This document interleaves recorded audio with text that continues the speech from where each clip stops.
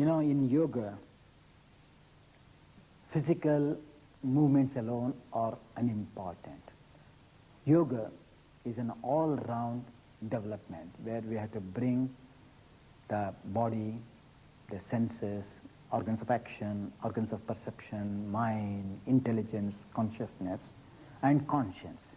These are the various vehicles of this human system. In yoga, each and every part has to be made to activize, where the organs of action, normally the flesh, the fibers of the flesh, the spindles of the flesh, when we move, they are activized. Then we have to make the organs of action to balance exactly with the skin, which is the organ of perception.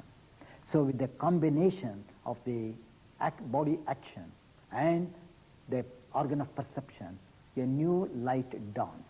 In that new light, intelligence develops to penetrate the body. Because unless and until the human body, from the foot to the head, right to left, is known very well, the unknown cannot be approached. So all these yogic postures brings the intelligence to flow in the system like the river as a single unit, where the river from the mountain to the sea is one. Here in these various postures, the nervous system, the circulatory system is made to become one with the intelligence, so that it is ever present as a single unit. And that is where the intelligence is brought to observe moment to moment, not only to be excited with movement, but also excited with action. Then the mind, the hips. Draw a line from the back conscious level, and then adjust yourself connectively to the skin. Take a deep inhalation, jump about 400 feet apart. Then the skin and the flesh should run parallel in the art of stretching the leg. Cognitive, cognitive actions synchronize them. Take the left foot in without turning the kneecap. Then turn the right foot out with your kneecap. See that the top leg is parallel to the lower leg of the right. Extend your arms without losing the attention at the back of the skin, keeping your left leg firm. Then with an exhalation, as you take your right hand, though the left leg is firm, move the right leg skin towards the outer edge of the left leg. Come on. Creating room for the left in the left leg for the right to extend. Take the palms on the floor. Then pressing your palms, descending your thumb, extend from the wrist upwards the body, so that you get a grip not only from the legs, also from the hand, right hand. Then pressing your hand, make your right elbow concave, and then turn your head to the right back elbow joint. Extend your left arm so that the length of your right arm is equal to the length of your left arm. Then, holding your foot of the right, big toe, firmly on the floor, open your left leg still further, extend.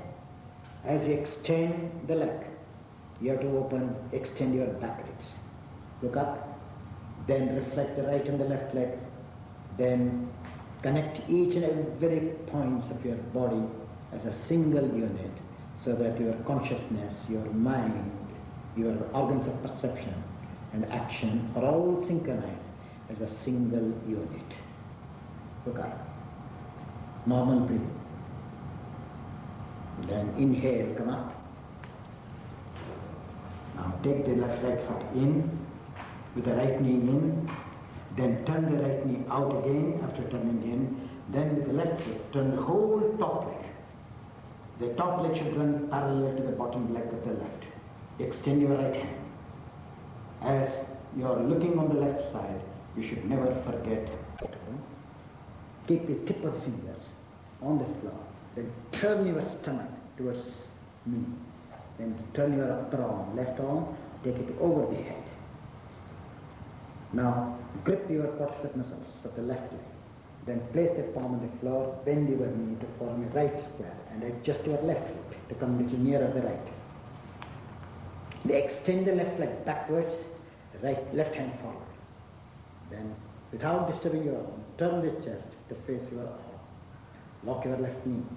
See that the neck of the femur of the left do not move towards me, forward. Keep it backward so that the bone touches the skin at the back, nearer the back skin, the left leg. Then drop your buttock bone slightly down the right, not the left. Then turn your plank of the chest, lower waist. Look up, normal breathing. Inhale, come up. Take the right foot in with the knee, then turn the kneecap out so that the diameter of the heel is maintained. Take the left foot out with the left leg. Even the top leg should revolve 90 degrees like the lower foot. With an exhalation, without oscillating your chest, exhale, bend your knee. Form a square, looking whether the square is formed or not. Then, with an exhalation, take the palms on the floor.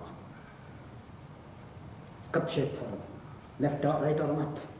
Then lift your foot of the left, extend the skin forward. So, then take the arm over the head, right arm. Place the palm on the floor, left. Then turn your lower plank of the waist towards me. Extend your right arm forward, right leg backward. Then connect your mind everywhere to each and every cell of your body. See that the horizontal stretch of the right side and the vertical stretch of the left synchronizes. Normal breathing. Keep the right neck of the femur backwards without disturbing the left leg. Inhale, come up. Take the foot in. Normal breathing. Exhale, fit together in Tadasana. After bending the leg, when you place the palm, this is the middle of the arch.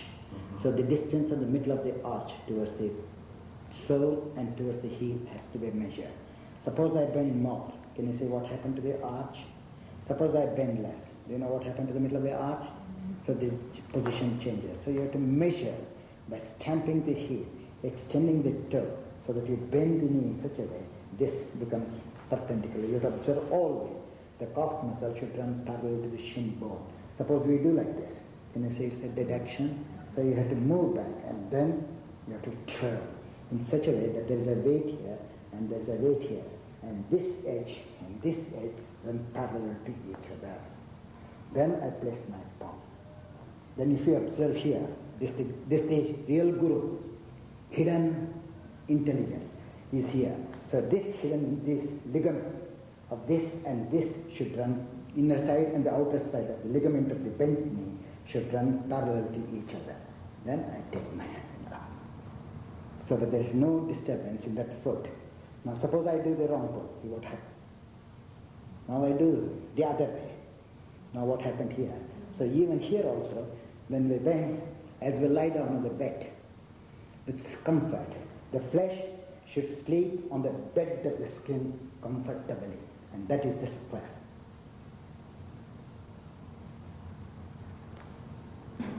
How it should be adjusted. Now I'll speak about the hind leg. Now, when we normally do that, we don't think of that big toe. We just crumble that foot and then we just go on doing. Can you see now? That's completely distorted foot. So I have to lift up, I have to adjust like a Tadasana so that the arch is open. And then I observe the height of the arch. We drop. I lift. Then in that lifting, I adjust. Now if you observe, this is the center of the quadricep muscle. This leg is facing the front wall. As that leg is facing the front wall, I have to observe the chest also, whether it can face in line to my leg. Then I take my hand. Now what we do, we just do this way. And then we go on stretching. So this is distension, this is ascension. So in order to follow the distension towards the ascension, with this finger, I go on turning. With the right hand, I go on turning. I'm sorry, with the left hand. I'm going on turning so that I stretch here And this skin faces the ceiling in order to take the hand up. Can you see that leg stretch? The front and the back are parallel to each other. Your foot. Now I'll go to the final pose to explain, not to waste time. Take your arms up. Take this foot out. Left leg straight in. Now turn the top left leg towards the right leg, extending the outer right leg from the knee straight. Now ascending the outer skin of the right leg, bend your knee. When you bend, you should see that the middle portion where your leg is, the flesh is evenly distributed from the bone. Then roll the left leg towards the right leg, as if the left leg is nearer the groin. Then adjust your tailbone. So one buttock is inside, one is outside. Separate it from the tailbone. Then rest your flesh on the buttock bone. Bend down a little more, so that there should be some comfort on the bent leg. Extend your arm up to the ceiling straight. Yes, a little more. A little more here, up to here, to bend. Come, touch me, touch me. Now drop this down without bending the knee forward. Correct. And now look up. And extend the shoulders so that the fingers are gripped well. Inhale, come up. Take the foot in. Then turn the other way. Go to the pose. Now turn the right buttock away from the tailbone. And then extending the outer leg of the left, bend your knee. Inner leg alone should bend, not the outer leg skin. Firm outer leg skin, inner leg skin giving the room. Bend. Now extend your arm. Stamp your left leg firmly. The inner calf muscle should be extended towards the heel. You all bend here. You have to stretch it out towards the heel. Strong skin. Then you can stretch your arm better. Inhale, come up. Take the foot in. Exhale, arms sideways, feet together. Good. Now all of you stretch the outer edges of the frontal leg skin vertically up, and then turn the back leg muscle towards the pelvis, extending this leg. Now with an exhalation, without disturbing your chest, bend your knee. Now just like grip and show you can see this is the correct action. This is the correct adjustment.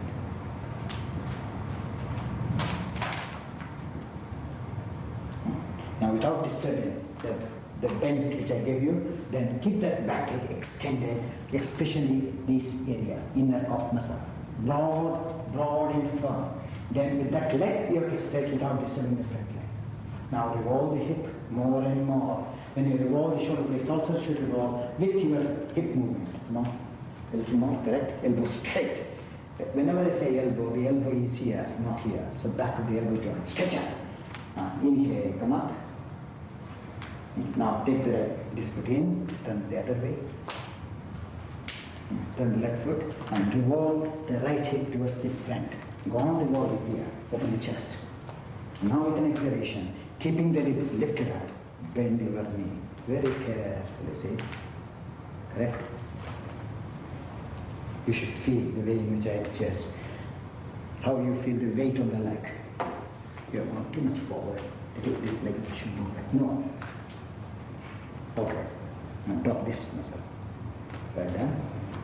Now, with an exhalation, let loose here. And then turn the waist more and more. Turn. From here you have to lift up your hands.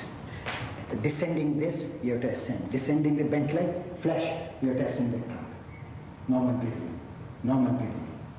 Now inhale, come up. Now come to the front. Extend your arms. Exhale, feet together. Good.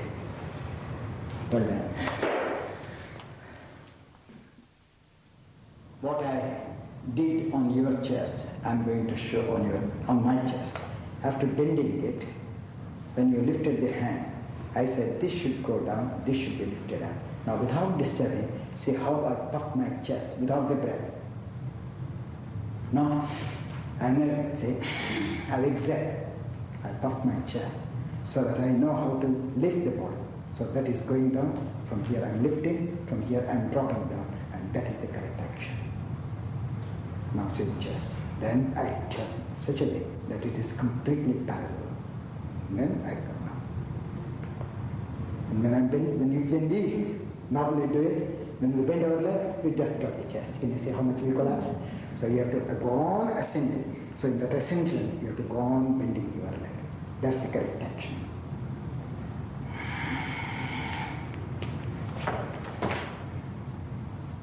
Okay?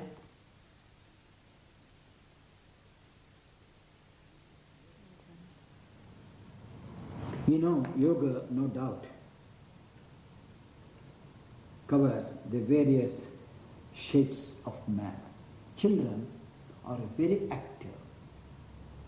They love to have variations and newness, freshness in approaches.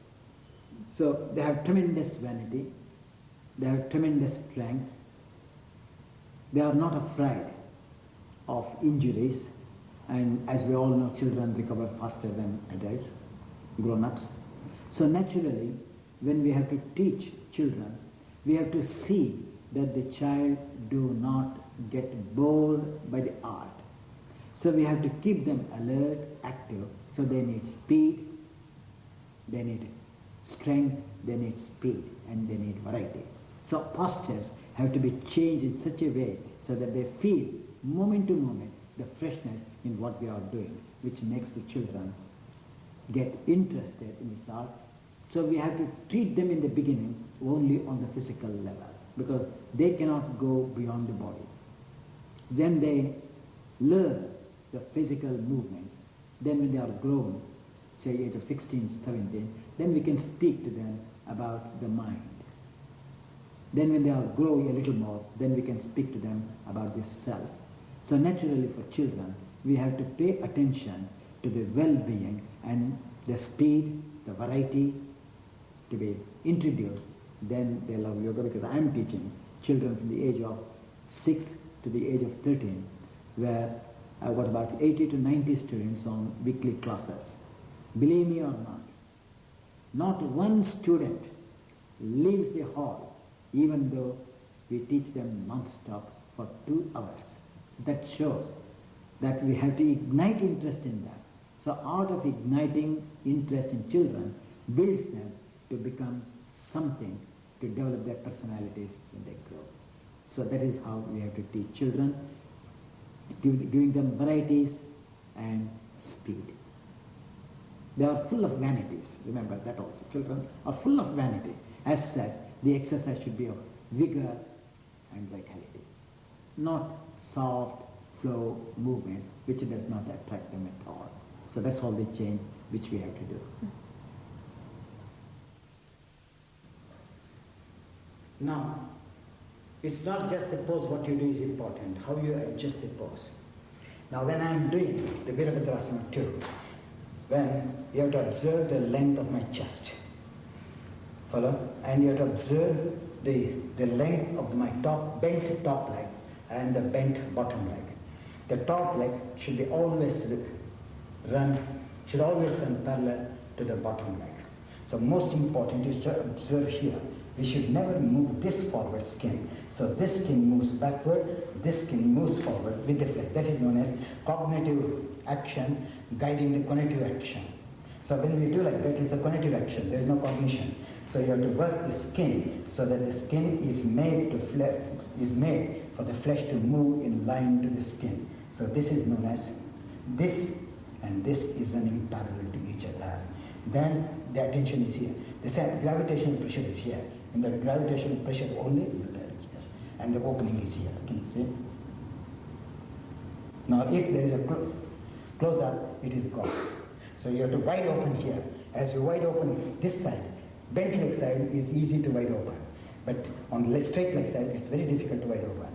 This is the pubis. So you have to observe the length of the pubis, and you have to, this is a round pose. Can you see the pubis? Mm-hmm. So you have to measure from here, and that is not mental action. Then you have to come up.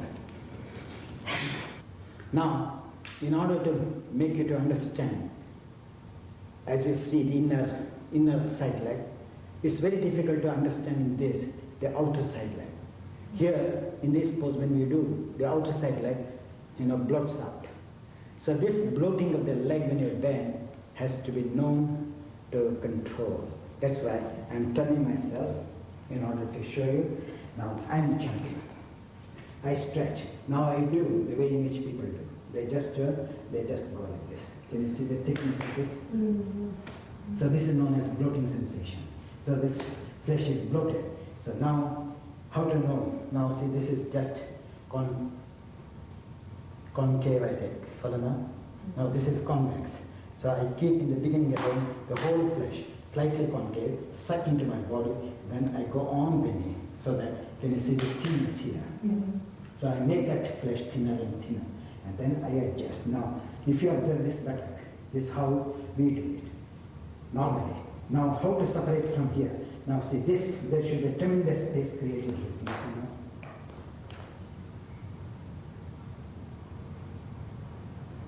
Can you see the difference? Yes. Now, if you observe this also, there is a tremendous intelligence required on this area. Whereas normally, when we do the pose, we don't think of that like, you see how the knee drops off. Mm-hmm. Now there is a tremendous action in this leg than on the bent leg. So when I'm doing that pose, as I said, as this buttock is moving forward, this area of the flesh is lifted upwards in order to bend that leg. See? Which is direct like Tadasana, like a poker stiff leg, not drop leg. Can you see it is drop? Mm-hmm. Now how I have to make that poker stiff? You see? Mm-hmm. If you observe the knee bone and this knee bone, this is known as alert knee bone, this is dull knee bone. So this person is standing more on this leg than on that leg. Now stretch these fibers back, see what happened. That is correct weight on both the legs. That's known as alignment. Now here I come. She is my oldest pupil here, 1961 or something. Now, yes. Now, still if you observe carefully, there is tremendous attention required from here to here. She's straight here, but her intelligence is cut off from here to here, whereas her intelligence flows. This is known as zigzag flow of intelligence in the body, which we call the tranquil flow of intelligence is not there. It is cut like the river. If the heavy flow is there, it gets inundated, the land. So similarly, this is, you can observe here. So what we do, in order to give her, I take the inner quadricep muscle with my knee, I grip and then I push back. Mm-hmm. So that intelligence is made to come in contact with the flesh and the skin. Same way here. Can you understand now? Yes. So, and she has to press this down, and pressing she has to push this flesh and skin to feel the heat. That's the way. Now here if you observe, very interesting again. If you observe carefully, if you this top leg and bottom leg, her bottom leg is thicker, so why should it be thick? She is very good, except that these ligaments she has to turn towards the kneecap. Then the outer leg opens. She is very good on the inner leg, she is not very good on the outer legs. So in order to extend, that means the inner leg is longer, the outer leg is shorter. So in order to make the outer leg longer, you have to turn the fibers towards the inner quadricep muscles. Then the length will come automatically. It's fighting against it because it cannot stretch. So it is quiet, the cells are dead. So though for appearance it is non-violent, inside it is violent because it is murdering these cells. Because it cannot feed them cells.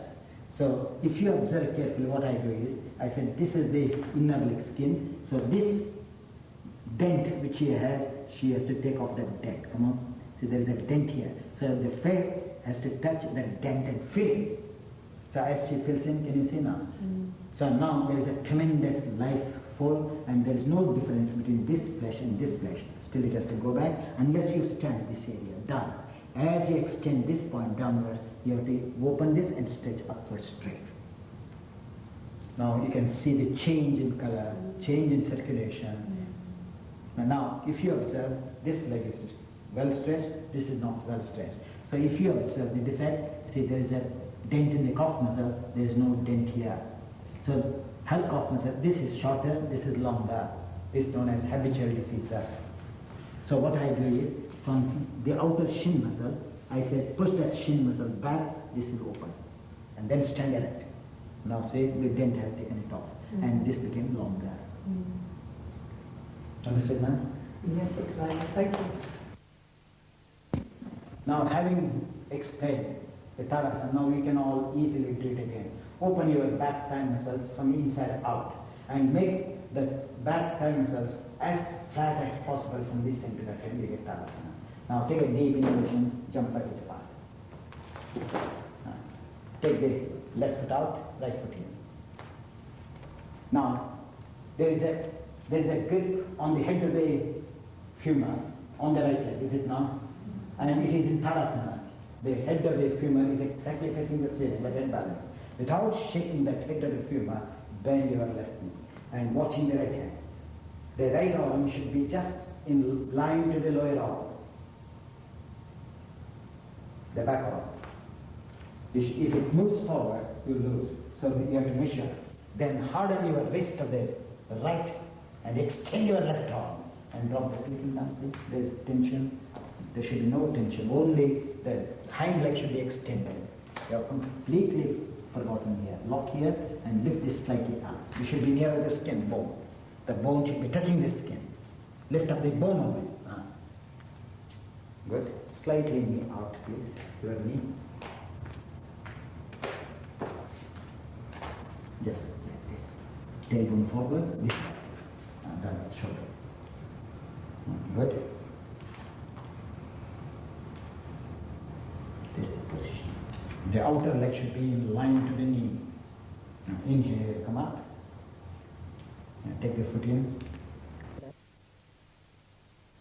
When you are doing the standing poses, you get completely blacked out, fatigue, trembling the legs, vomiting sensations. If you are like that, in between the standing poses, you just sit like this. You can use a blanket or you can use a bolster. Join the feet together and sit on your knees. Just like this, with a relaxed body. The fatigue of the leg disappears, the tension of the diaphragm is taken off, the load of the brain due to the standing poses, tension on the neck is taken off, and the leg muscles are relaxed. And suppose there is a vomiting sensation, this is for removing the fatigue. If you feel vomiting sensation, just stand up, incline your elbows, and just let go down. And remain like this. The vomiting sensation disappears. The blood pressure also shoots up. Then that feeling of giddiness, dizziness disappears. Just quietly stay without any tension in the brain. Then you can continue the other standing poses.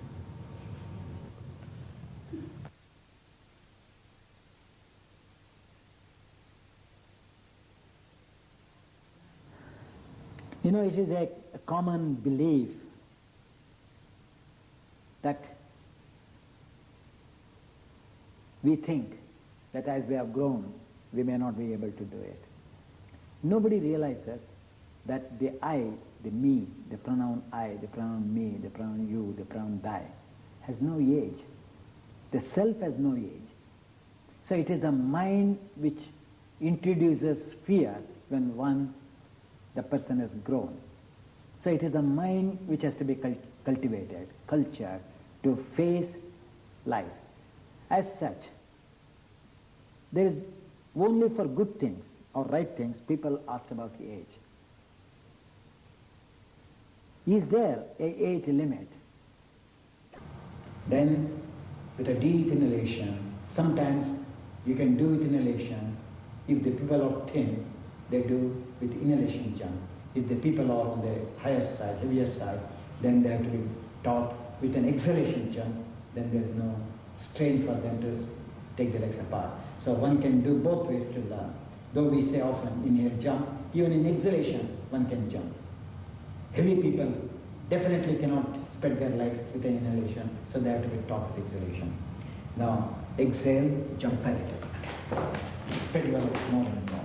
And when you jump, the soul goes up. So again, you have to take the soul in this pose, so that the heel and the soul run parallel. Now, keeping your thumb pressurizing on your back, lift the tailbone up without disturbing the body, and slightly concave tailbone. Then take a deep inhalation.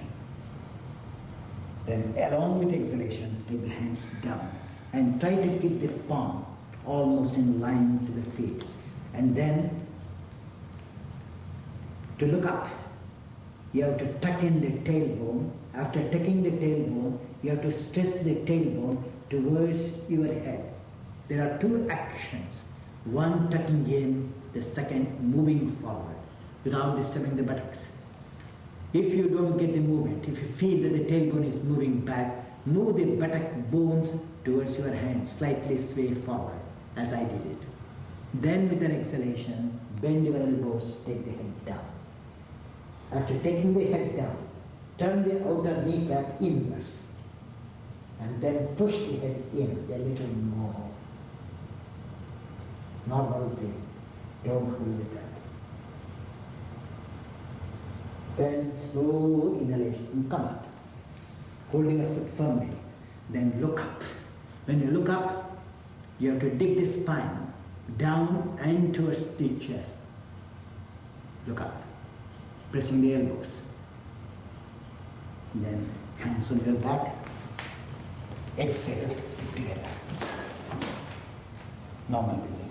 In order to make you understand the pose, I am doing once again, so that you can see how I adjust, how I move, how I tuck in the tailbone and then extend forward.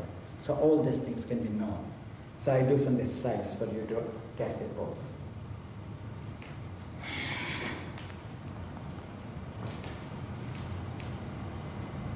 Now, after placing the palm, when we place the palm, we make our back convex. Now observe carefully how with the help of my finger, I dip in and then I come forward. Where the hips also gets contracted and extended at the same time. Then staying here for a few minutes. Here also when you say, you have to observe. Now this also a pose, but this is not a final pose. Now from the diaphragm, I still open more and more.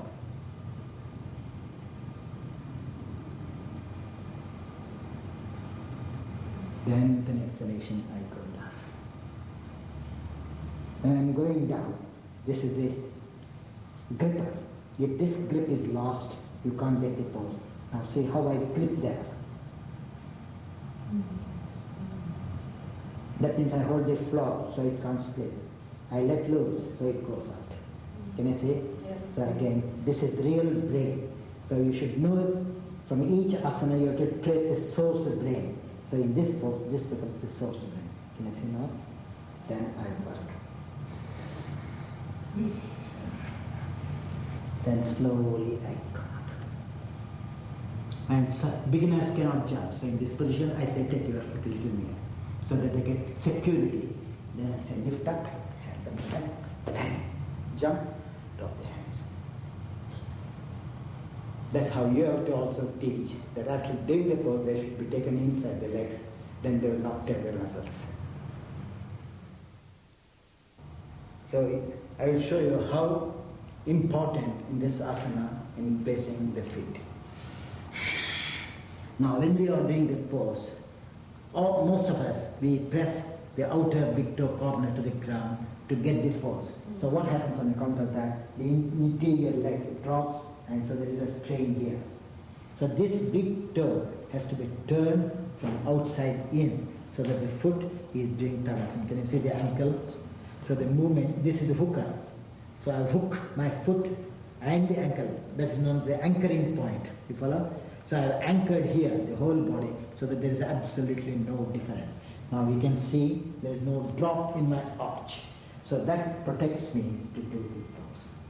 And if you observe here also, now how I create space between my trunk and the top inner leg. Did you see? How I move away from the trunk. Whereas we just stay like this. And we keep the head on the floor. After keeping the head, with the help of the head, with the help of the inner ankles, you have to stretch the inner legs away from the trunk. This way.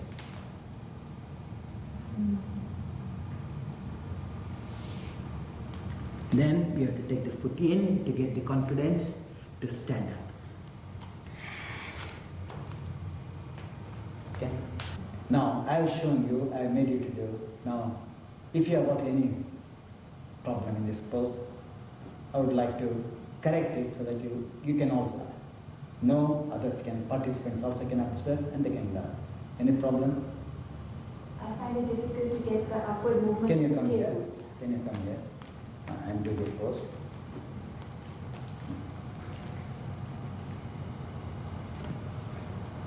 Now, she says that she can't get this movement. Follow now? This one, is it not you are speaking? Yes. Now, this has to be dipped in. So in order to dip in, you have to stretch the triceps. Unless and until the triceps are higher than the biceps, it will never go in. Not keeping the hand and stretching. So back of the arm, from the elbow to the shoulders, stretch out. Now has it gone in or not? Yes.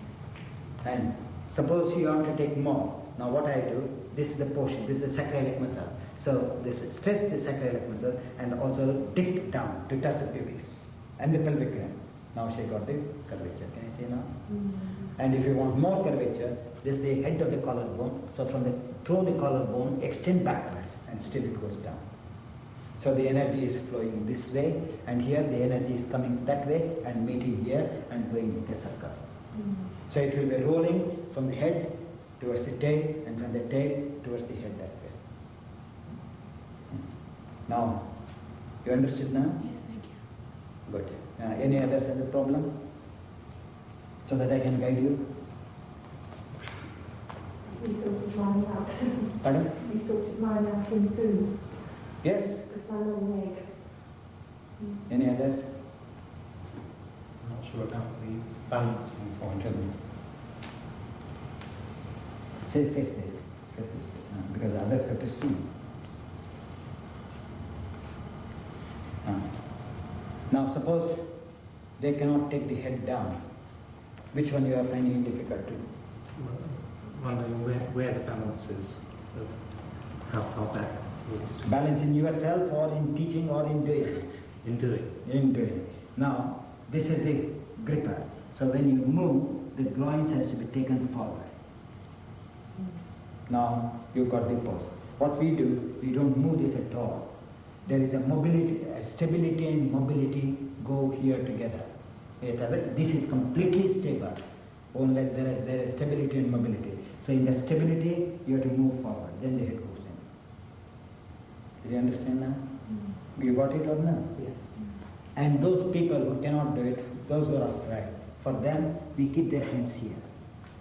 So that they are more confident and the head goes down. For stiff people, you have to teach like that. So keep their hands a little forward and then they can bend very well. And then what we tell them is, with the help of the palms, they have to learn to stretch the inner thigh muscles towards the groins. So the inner thigh muscle should raise the groin higher and higher, outer groin, outer groin. Now see there's a movement here, hold pose. Again do what you are doing. Can you see? It's dead. Now from the inner thigh muscles, lift the groins. Now see the movement comes very, very well.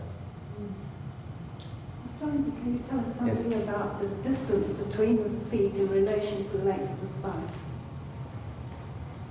The spine is almost the same. Now you do the pose, then I'll correct it. Now what's your problem in the action? Because it's practical, it's not theoretical. Well, if I go very wide, I Yes. feel I'm not extending the spine Yes. enough. If I Correct. bring in, I feel I'm getting more Correct, I will extension. tell you that. Because your body is taut. Follow now? Those who are stiff, they cannot take the head down if the legs are very near. So in order to make them, we say go out. Then you place your head down. Then get what you call confidence. Then without lifting the head, move both the legs nearer and nearer to each other. How much I can take without lifting my head. Now you understand the pose?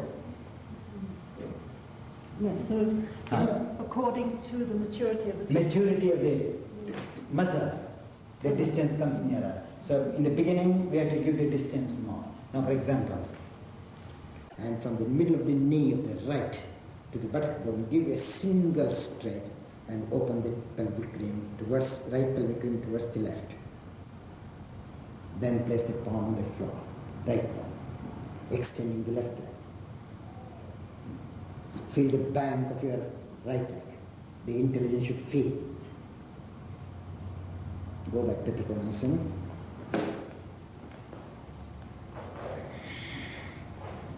Inhale, come up. Now take the right foot in, extending the bottom of the right foot.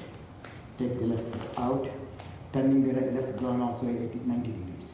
Now with an exhalation, lifting the inner groin of the right, take the left hand down. I'm adding new points every now and then which you have to remember. Should be added on both the sides. Now stamping the heel of the left, extend the middle thigh muscle of the left towards the right leg. See that you extend more and more the back portion of the left leg from the knee to the buttock. Press your palm. Then bend your knee, come 1 foot forward. Then extending the bottom, the edge of the big toe. Press, come up. Then after lifting, take the buttock bone slightly back in line to the left heel. Then extend. You have to move the leg backwards. Place the palm on the floor. Extend the left leg from the heel to the buttock bone, gripping the right without oscillating the right leg. Turn the chest. Go back to Trikonasana. Do perfect Tadasana on your right leg and extend the left leg so that the intelligence is nearer the back bank of your leg. Inhale, come up. Take the foot in. Exhale, fit to your left.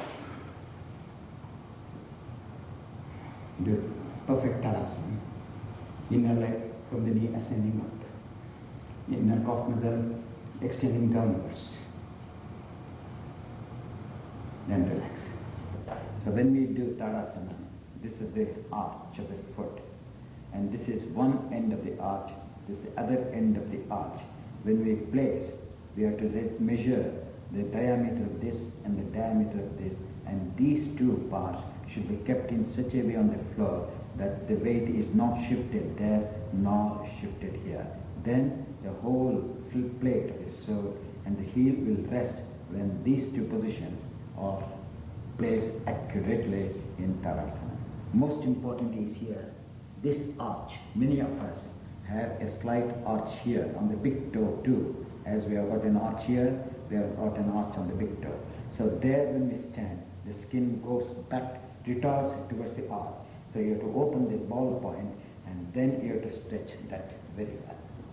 Then you know that you are stable on the feet. Ardha Chandrasana. I am showing you once again so that you know exactly how each and every part of the body is extended. Now, if you observe here in Trikonasana, the shin bone should be stretched backwards with the help of the shin muscles. Then there is a tremendous stretch here. You have to observe this ankle. When I am going into the pose, what happens? Now this is forward. When I lift, they go backwards. Now, we do not, when we balance, we do not touch this point and this point. So you have to press this, you have to press this, so that there is a tremendous stretch here. Then the outer ankle gets compressed and the inner leg is extended. You can see the extension here. Then the grip is here. In this leg, the grip will be here. Now, when I'm stretching here, if I stretch my knee, I have to stretch the elbow. If I stretch the ankle, I have to grip the wrist. So there is a understanding, the communication between this and this, between this and this, between this or this. Then all the three are moving, keeping room here so that they may not crumble at all. Then I stretch. When I stretch, I think of this line, so that there is a straight line from here to the groin to open my chest. Then this muscle is gripped and arms are lifted.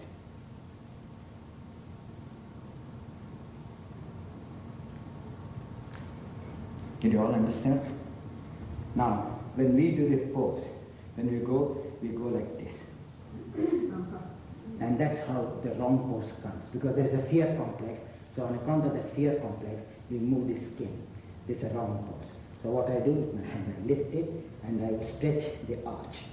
See, I'm extending the skin to get the pose. So if I go down like this, then you see the whole thing gets distorted. So you have to open it, you have to stand in the middle of the arch there in order to turn. That's the pivoting point for the pose. If there is no pivoting point here, you shake. So suppose you are completely stabilized by pivoting to the ground, then you can open the pelvic ring, you can open the thighs, you can see. Understood? Now in the Ardha Chandrasana, I show you how the back muscles also works.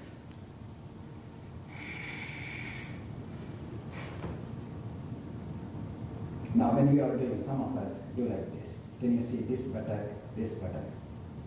We stretch the hands, we don't know which side we are. Now you can see the distortion of my buttock. Now how I bend it. That is known as bringing that to the conscious level. Whereas with somebody may go this way, somebody may go this way, you may stand. So from here you have to feel the lift, accurate lift and accurate contraction of the flesh. Then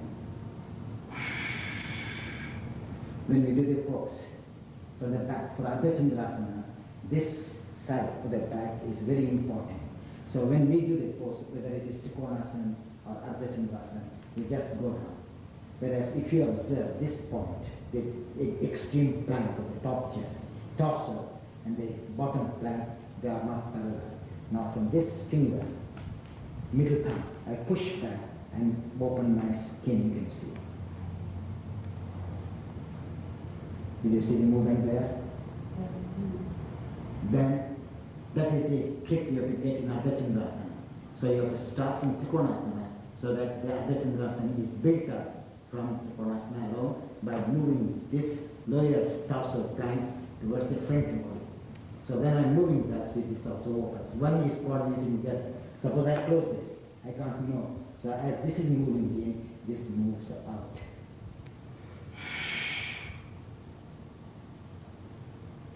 Then I come forward. I place my finger. I stamp this area. I observe all these things. Then I take the pressure on the toe to get the balance, tip of the toe. Then I push back so that the weight is taken off. Then I turn here. When I turn here, see the opening here too.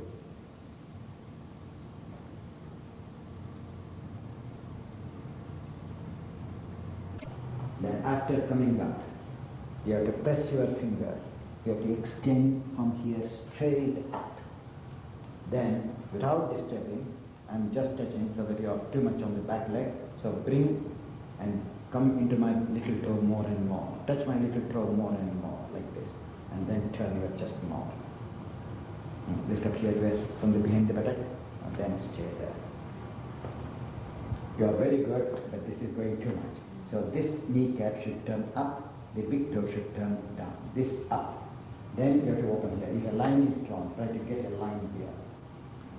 Wait. Here.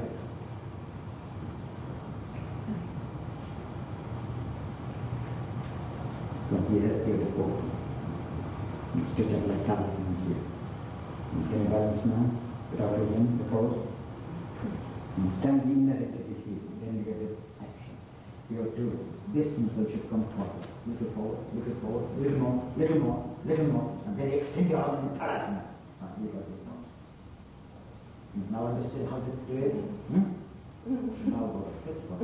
Now go like this. Inhale, come up. Take the foot in, exhale together. Now you can see yourself. You can show them.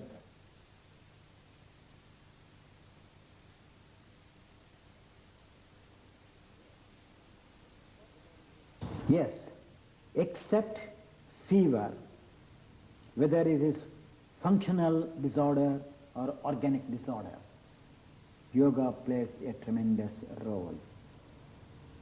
I have patients who have to be operated, but they never underwent operation.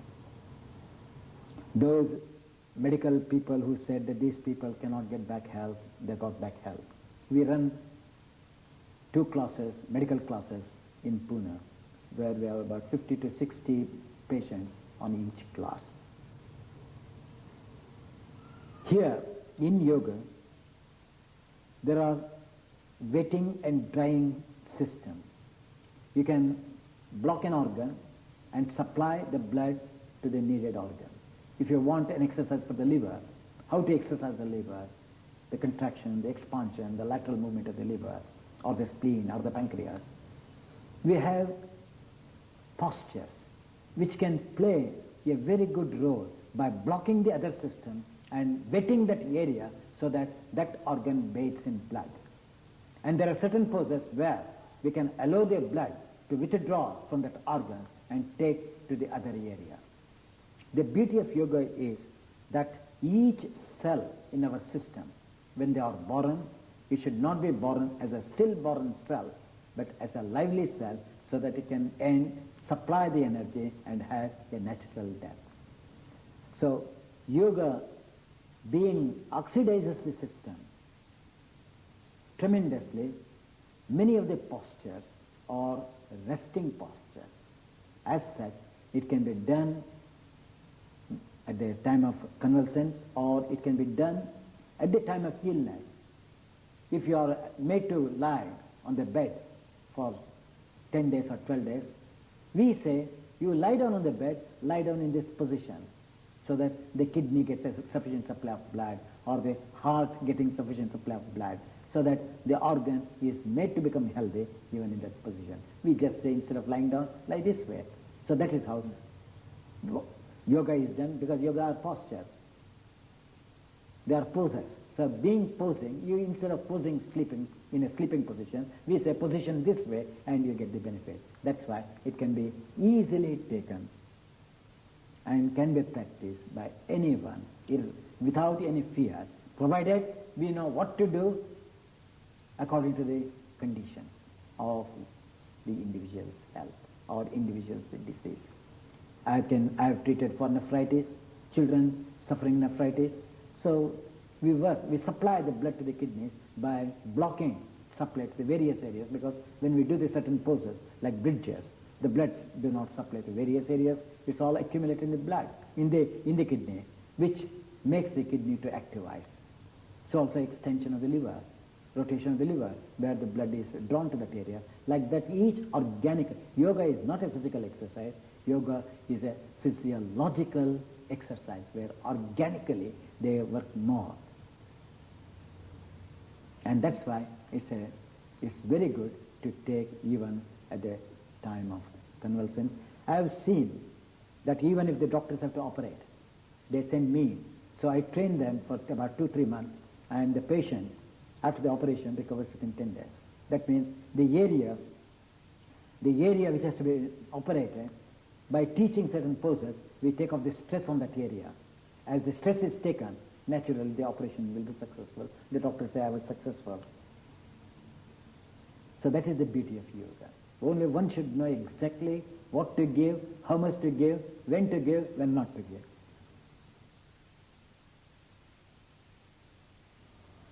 Stand well, outer ankles in, inner ankles up, inner legs ascending, outer leg compressing in Tadasana.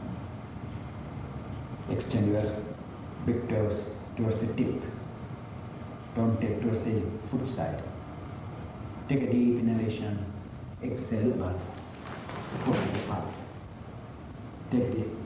Stamping the foot firmly, and take the left foot in with firm grip of the kneecap. Then turn the right foot out. Now, with an exhalation, you have to bring the opposite arm towards your right hand. Exhale, turn. Now, bend your knee, place your palm forward, then with an exhalation, lift the left leg up, and extend the arm, left arm, along with your right hand, revolve the spine. Keep the lifted leg firm, and then turn back to Trikonasana. Inhale, come up. Take the right foot in, gripping the right knee gap. Turning the left foot out. With the groins. With the groins. Now with an exhalation, revolve the spine and bring the right arm over the left foot. Turn your spine. Now bend your knee. Left. One foot away. Right. With an exhalation, come. Right. Then turn the spine, extending the lifted leg. Normally, go back to Trikonasana. Pray for Trikonasana. Inhale, come up. Take the foot in. Exhale. Feet together. Now, you saw, though I took with the technique, you could not see the front portion of my body. As such, I turn. You stand as you are. Once again, you can repeat along with me so that you can see my body and you can sketch. Take a deep inhalation, jump about 4 feet apart. Take the right foot out, left foot in. Now with an exhalation, ascending the spine. Now with an exhalation, revolve the body. Place the left arm outside the right foot. Turn your spine. Then bend your knee, 1 foot away, place the right palm, left palm. With an exhalation, come out. Turn your spine, turn your stomach, all of you, more than the chest, keeping the lifted legs stable. Go back to Trikonasana. Inhale, come up. Take the right foot in. Turn the left foot out. Lift the tailbone up. Tuck in and up. Now with an exhalation, revolve the body. Take the right palm outside the left foot. Bending your left knee. Bring the right palm 1 foot forward. Then with an exhalation, stretch your leg. Lifting the right. Turn the spine. Revolve the abdominal organs, lower abdominal organs to the maximum. Towards the front.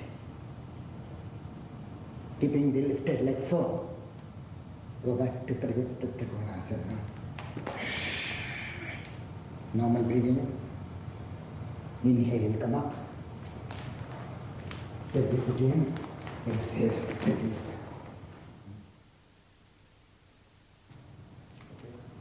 Now come on.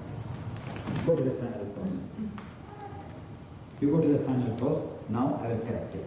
Privritta Ardha Chandrasana. Now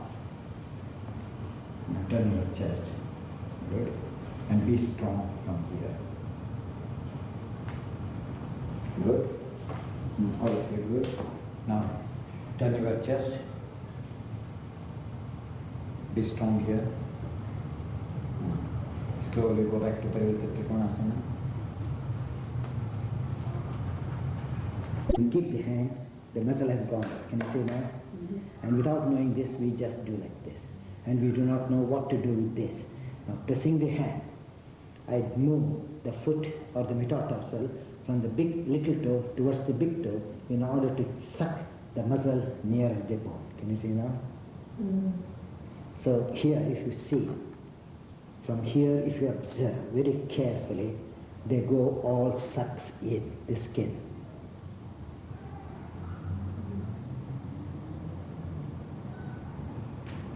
Quarters of muscle of the lifted one should be parallel to the ground. That is the secret. And here also you can observe.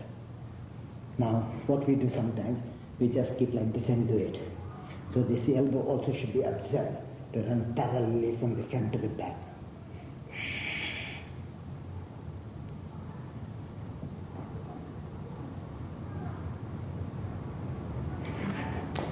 Follow? Now we can see.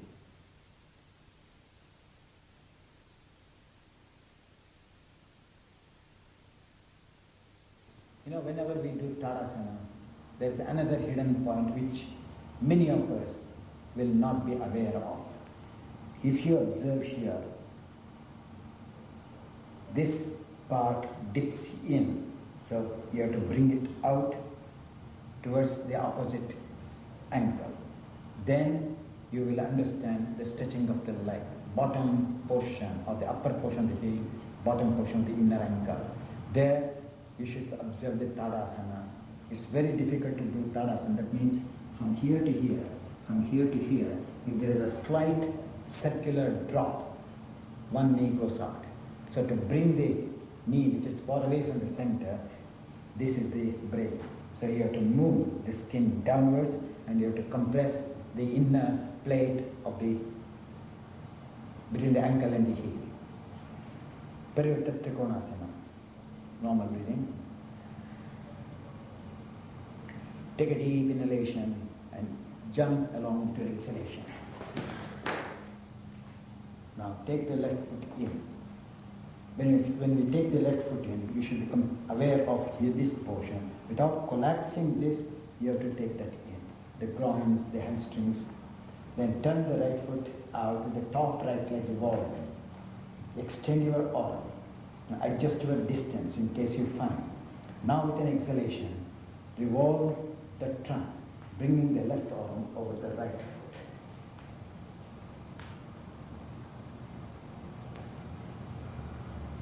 Now, take the left hand slightly back towards the back leg.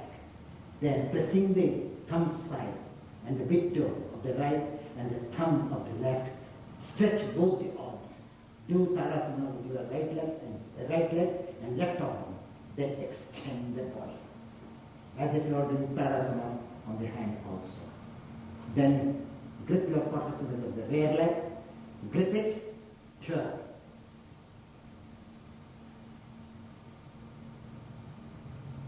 Inhale, come up. Take the right foot in, left foot out. Extending the arm without dropping the inner right leg. Revolve the trunk. Revolve the waist also at the same time, lower waist.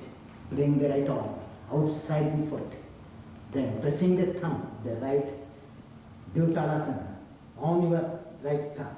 Revolve the body. Now in this one, you have to keep the inner edge of the heel of the front foot on the floor and turn the spine. And grip the quadriceps muscles of the both. Stretch the left leg backwards, right leg upwards. Inhale, you come up. Take the foot in. Exhale, foot to the back. Normal breathing. How to adjust is both the knees should run parallel. If there is a disparity between your right and left leg weight, the distance is not accurate. When you spread your stance like that, you have to feel the weight on this foot and on that foot. If there is slight variation, this part touching somewhere, that part is touching somewhere, the distance is less or more. So you have to adjust. Like a balancer. Some side and the weight, some side there is no weight, only vegetables are kept. So they tap off little, put little more, like that you have to observe. Now, with an exhalation, stretching the hand, especially from the collarbone, with an exhalation, bring the opposite arm over the frontal foot. Pressing the palm. It's very difficult to revolve the bottom side of the chest. It's very easy to turn here, very difficult to turn here. So you have to create space here and move your trapezius muscles straight up. Trapezius muscles up of the left in order to get a good pose. Then you have to stamp the outer edge of the foot on the floor. Firmly. Bring the body, stabilize your back foot. And then with the back foot, turn the quadriceps slightly to the front, you get the pose. The chest will turn with the left quadricep muscle. Right outer quadricep muscle is the break. So there should be no disturbance here. From here, keeping it locked, turn the other leg. Good. Open your chest, you are collapsing, the diaphragm should face your head, diaphragm should face your head, still face. Move the diaphragm towards your head, that way. Inhale, come up. Take the foot in, exhale, fit together, so that I can go to the other. Take a deep inhalation, exhale, spread your legs apart. You know the name of the pose, I suppose? May I know what's the name of this? Correct. Parivrtta Trikonasana. Now take the right foot in, left foot out. Now, watching the shoulder blade of it from here, extend this arm. Now with an exhalation, without, see when you turn, you forget the chest. Without forgetting the side chest, which is open, keep it broad. Now with an exhalation, bring the opposite arm. Don't collapse the chest. Stronger the chest, the better the movement.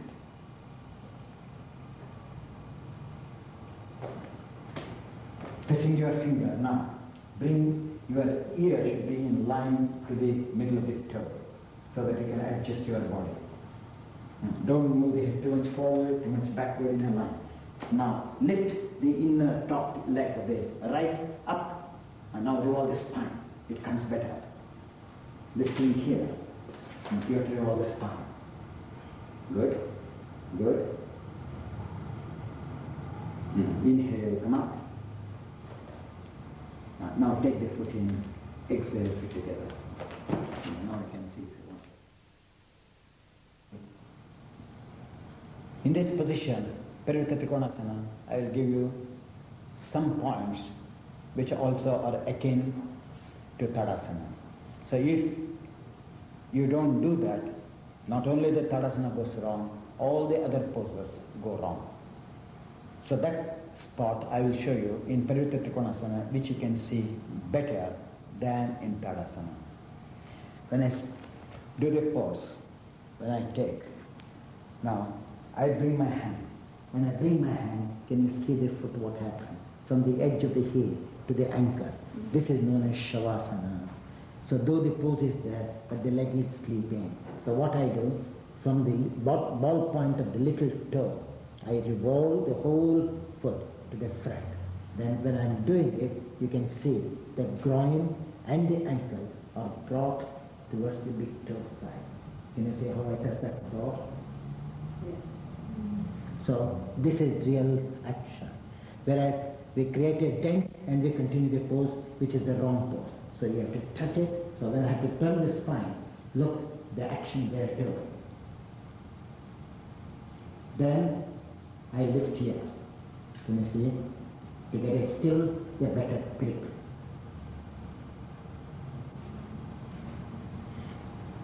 That is the brave. Now here, I am changing in order to give you, when I keep my hand, as I showed, that the inner ankle gets the dip where this goes out. So as you observe the skin here, you have to observe the skin here, the skin is sucked into the bone. Here, the skin has come out. So when I'm doing this pose, I stretch from here towards the little toe. Then I suck the skin to be thinner. Can you see now? Then when I'm turning, this goes deep into my leg. Today, you know Kofi, who is an advanced student in yoga. So on him I will experiment for you to learn that there is still plenty to learn even in the simplest pose, which is so complicated that it does not bring to the attentions of what we are losing when we are doing that pose. Kofi, can you come? Now do the pose. Parivrtta Trikonasana now. Both ways here to do, front and back. Now, as I explained to you, if you observe that triangle, it's not a right angle triangle. That is why how poor you are rotating here. So sometimes, as a teacher, we just put the rope like this. Now what he does with his hand, I will help him to get the action. And now I can turn any amount. Then after giving the intelligence on that part. We take the rope. Now he can turn that more. After turning, this leg should be separated from that leg. And actual balance is on the back groin here. The more he stretches the back groin towards the right leg, the better the pose. Come on. Can you see the rotation of the spine? So that is how one has to go on learning non-stop. Otherwise, we think that we know, then we are lost. Now, okay.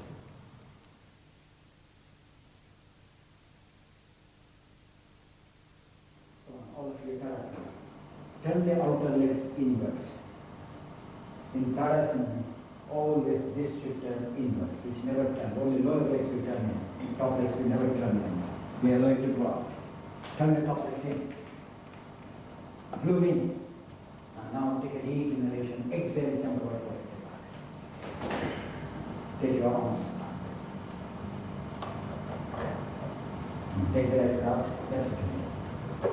Take the left leg deep inwards. Now bend your knee. Rest your chest on your thigh. Wait a while, normal breathing.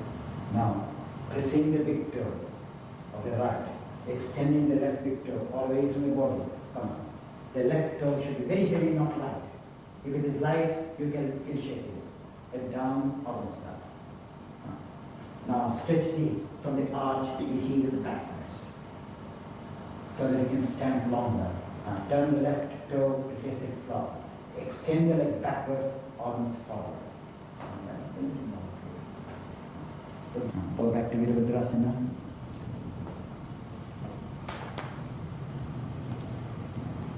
Inhale, come up. Take the foot in, exhale, fit together. Now, I am again showing once for you to know the mistake. Now, when I'm doing this pose, when you were all doing it, you did the pose, you are like this. See that leg, lifted leg, you are going like that. So you have to turn in and you have to stretch that toe. Not this way. Follow? Can you try once again? Same side. Same side, please.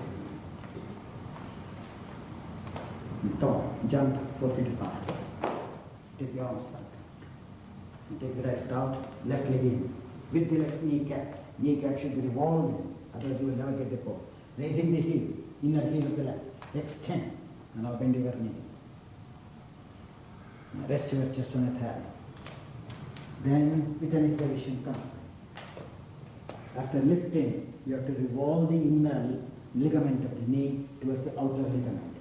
Go on revolving here. This should turn. This is the brain. You have to turn here and extend. Come on. Like a football, you have to keep the foot strong to extend. Now come on. Arms up, please.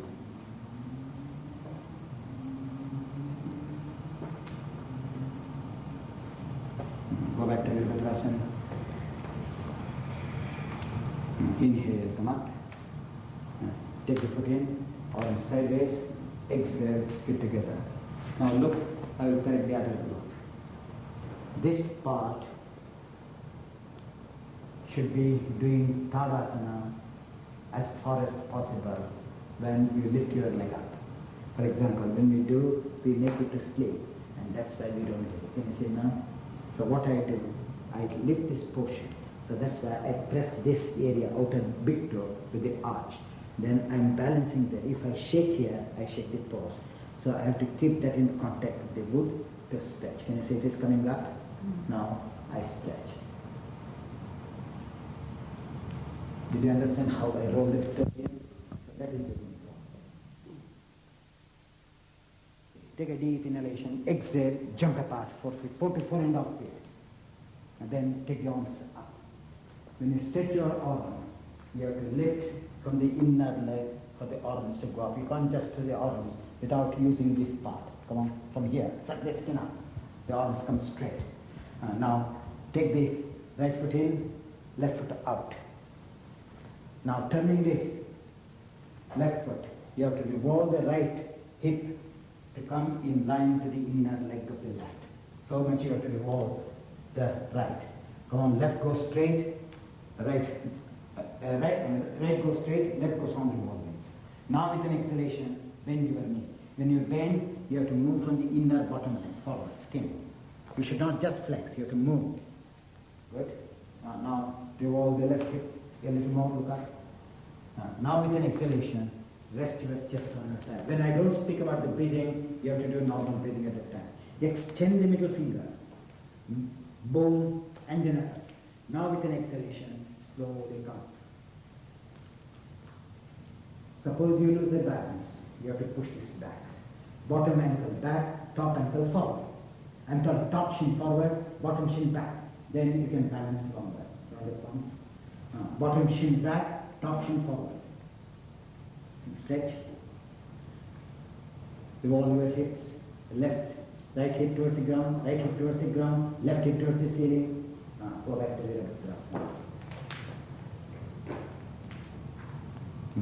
Try again, once again. If you can do it, do it again. Come on. Now inner leg should be doing Tadasana straight. Quadriceps muscle grip. Push this in. Then you get it. Now extend the arm forward, leg backward. Together. Together. As you stretch the right toe back, your middle finger and thumb should stretch forward. Go back to Virabhadrasana. Inhale, come up. Come to the front, arms sideways. Exhale, fit together. Well done. So as long as the standing poses are not stable, firm, accurate, you will never know, even in back bends, how to adjust the leg and the spine. So that's why I'm taking this example. Now, do the pose yourself. Take your arms up. Any side. First you do this side, then you do this side. Now bend. Now having done the back bends, you can observe that all these movements are here. This is completely forgotten. In Yoga Sutras you get, dull, scattered mind, and concentrated mind. Now if you observe, this is a stable mind, this is a scattered mind, this is a dull mind in the body. So what I do is, I take this back, and then I move this forward. And after moving that, I just separate the buttock and turn with the kneecap towards the ground by raising the heel a little up, so that you get the space to revolve the leg. After turning the knee in, he has to touch the heel to the ground. Now see, the movement is different. Tailbone goes in. Now rest your chest on your back. Now with an exhalation, come out.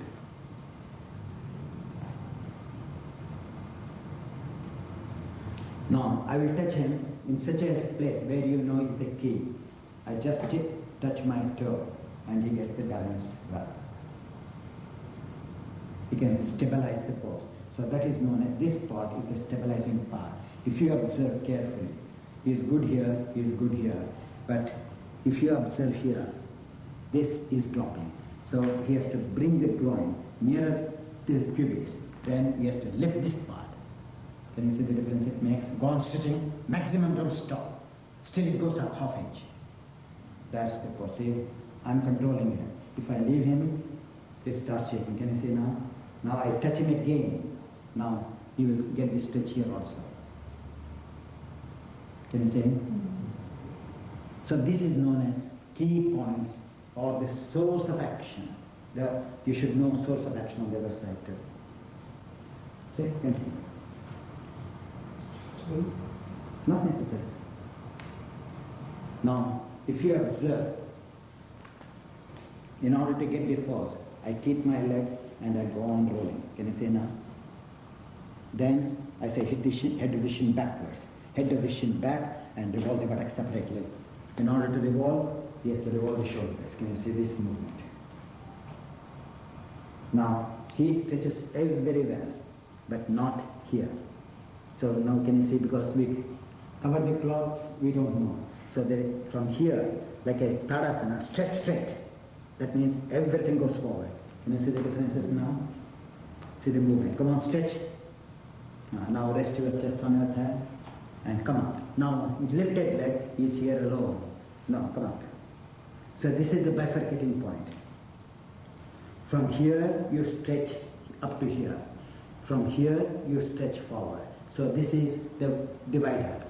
So in this divider, one stretch goes this way, one stretch goes that way. Then only this leg comes straight. Now see, your knee, and then you have to bring the back of the arm on the opposite side. You have to touch it on the floor. You have to, in the beginning, we lift that heel up, which you can see. Then you have to go down to touch it on the floor.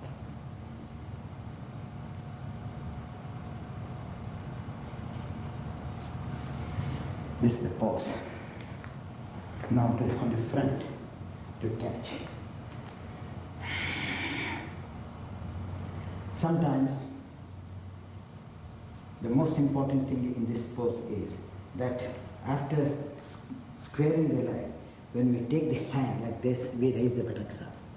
Can you see? Mm-hmm. So that is where the moment it goes up, you cannot rotate at all. So you have to go down more and more, and then you have to keep your hands.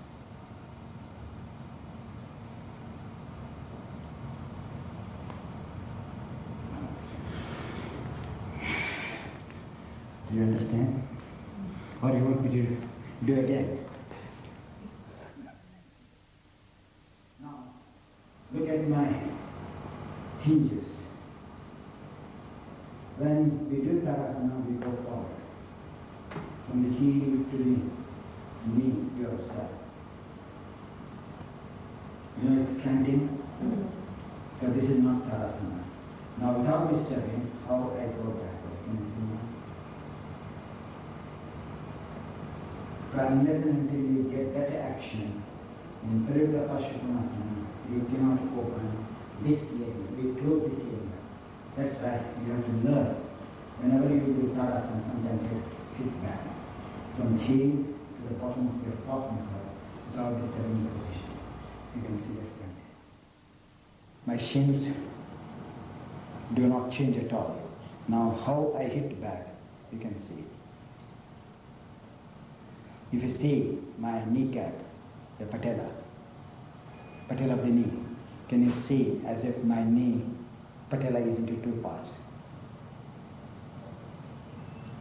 Can you see the cut here? And one day or the other, you have to get that middle cut. That means you have got a tremendous mobility in the knee. Did you see? Yeah. Then the hinges are well placed, well extended. Now, all of you, take a deep inhalation. Exhale, jump about 5 feet, a little more than 10 once. Now take the right foot out, left foot in. Then spread your leg a little more. Then with an exhalation, bend your knee. After bending, the big toe should not roll towards the little toe. The bent leg. Now with an exhalation, take the buttock bone down. Raise the pubis up, as I'm showing you, with the help of the hand, so that you can turn. Then place the back of the upper arm against the knee. Revolve the pubis. Then turn as much as you can. Then take the hand over the head. Then lift your heel of the left, extend the heel bone backwards for it to go down without moving the right knee backward. Inhale, come up. Take your right foot in, left foot up. Now, as you are bending, do not drop this leg, the right inner back of the leg. Lift, ascend to descend this. Ascend the rear leg to descend the front leg. Place your hand on your thighs. Exhale, revolve your pubis towards the outer leg. Then with an exhalation, turn the arms and place it on the arm. And take the arm over the head.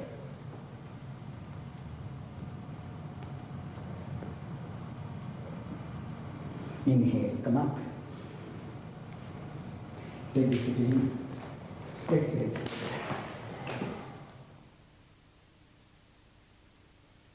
Take this right out, left foot in.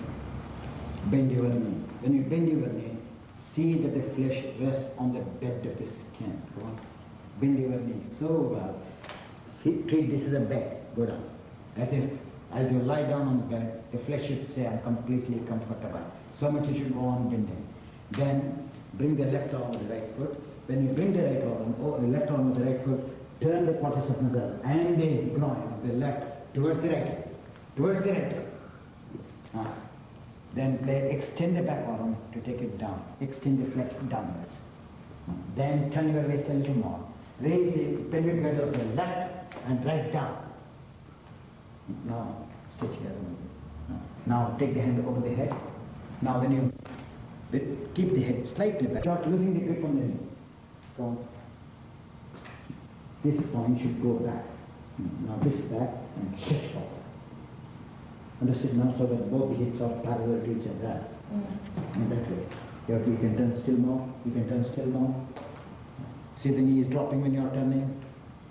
The knee is dropping. Knee is the brake, the rest will revolves. Inhale, come up. Take the foot in, exhale, 50.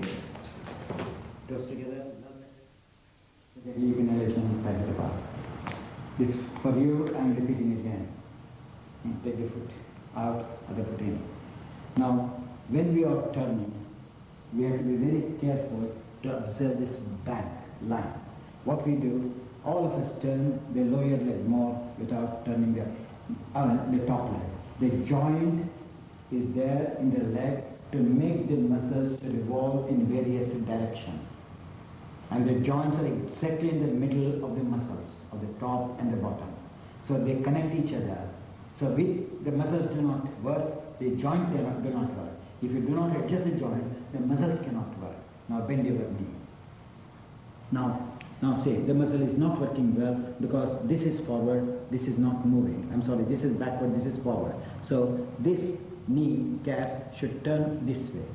Now can you see the difference? So that means this is the bone. From here, one wing of the flesh is equally stretched as it is on this side. There should be no variation in the action.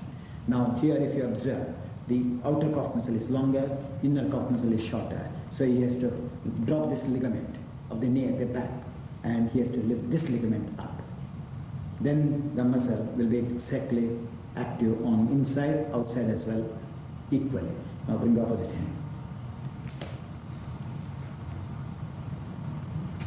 Now after bringing the hand, you have to observe the toe. So the heel, inner heel, and go that way. Now say again the calf muscle is lost its potency. Extend, then with an exhalation, raise the stomach up. Then create space between the abdomen. Create space between the abdomen and the upper portion of the leg. Then turn, you can turn more. Then after turning, when this hand is moving over the head, this muscle is also moving. So this is this north pole, that's the south pole. So between this and this, half is set towards the south pole and half towards the north pole. Not in one direction alone. So the moment you go towards the north pole, this flesh should go towards the south pole. Come on. And then turn your chest, sternum. Now if they don't get it, now can you see now? These are the poses which have to be mastered. That was the hand. Now that forward.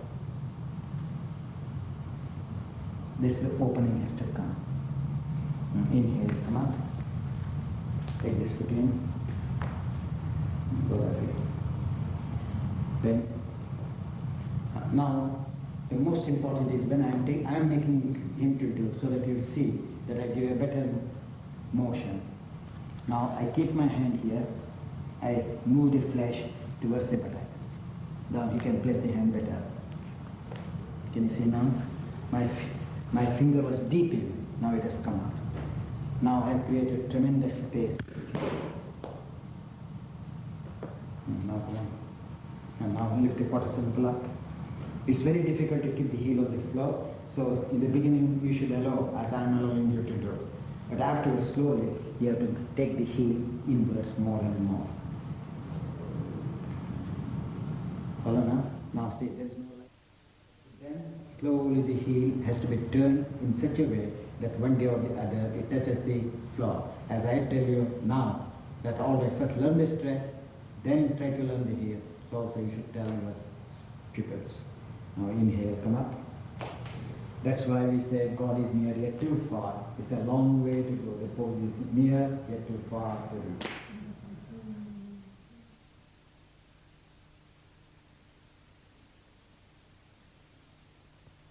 I think by now you must have had lots of points to develop. Parshvottanasana. There are various ways of teaching the beginners. So I start first for a beginner, then a little, when they have learned something, how you can change. Then the last, final pose, where you and I will be doing at the end. First for the beginners, we say we keep our hands on the waist, make them to jump with the breathing, we turn.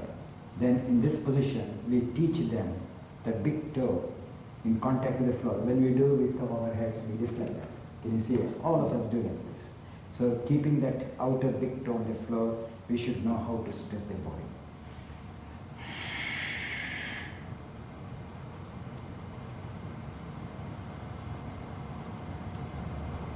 Then we make them to place their hands on the floor. When we hands, can you see the foot changing? I will show this way so that you can, all of you can see. The moment we keep the hand, the weight goes here, it does not go here at all. With the help of the hand, we have to readjust, lift, and inner edge of the heel touching, so that this bank and this bank of the body runs parallel to each other. Then pressing that point, gripping that point, and this point, I touch my head.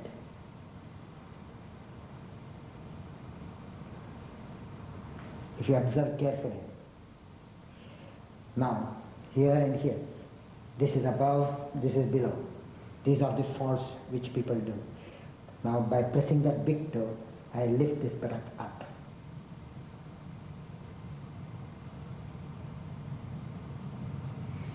This is one way of doing it. The other way of doing it, we just keep the hands like that, so that they don't fold, just support it.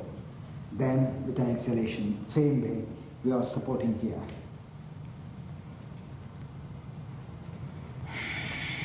I'm showing.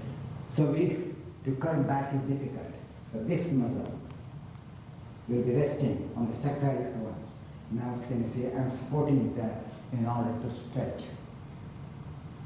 To get this stability, suppose they are there, they shake, they don't get it. So from this boom, I press the sacral muscles down, gripping them, then I stretch, which gives a support, and then learn the curvature. Then with an exhalation, we go down, telling them not to disturb that big toe. Many of us do like this. So you have to go in, revolve the hip, and you have to touch. This is the second way of teaching. Now the final way. First I do. In the final way, for beginners, we spread their legs so that they may not get pains when they turn the hands, like this. Just as we do the folding of the hands in the front, like Namaste, Indian salutation, saying like that, so that they get through, then we walk in. And when the grip has come, the leg should not be taken apart at all. One has to learn to do without spreading the legs. And if you observe, we just drop. Now observe how I resist my muscles in order to get the movement. Then we take it legs apart, so that then with that same hand, keeping that big toe on the floor. Here I don't press that big toe, back leg. Front leg I grip. There I grip the little toe in the back leg. So that the big toe and the small toes, they talk to each other, commune each other. Suppose I press the big toe of the back leg, say what happened to my knee? I cannot stretch my knee. So in order to stretch the back leg, we put the weight on the little ball point of this toe, so that I get this stretch. And then with an exhalation, I go down, watching the big toe, so that it wants to disturb. So I control that. Here I stand on the heel, here on the big toe. Back leg on the heel, front leg on the big toe. Same way. Here I am pushing the weight on the back of the neck so that I can get the movement well.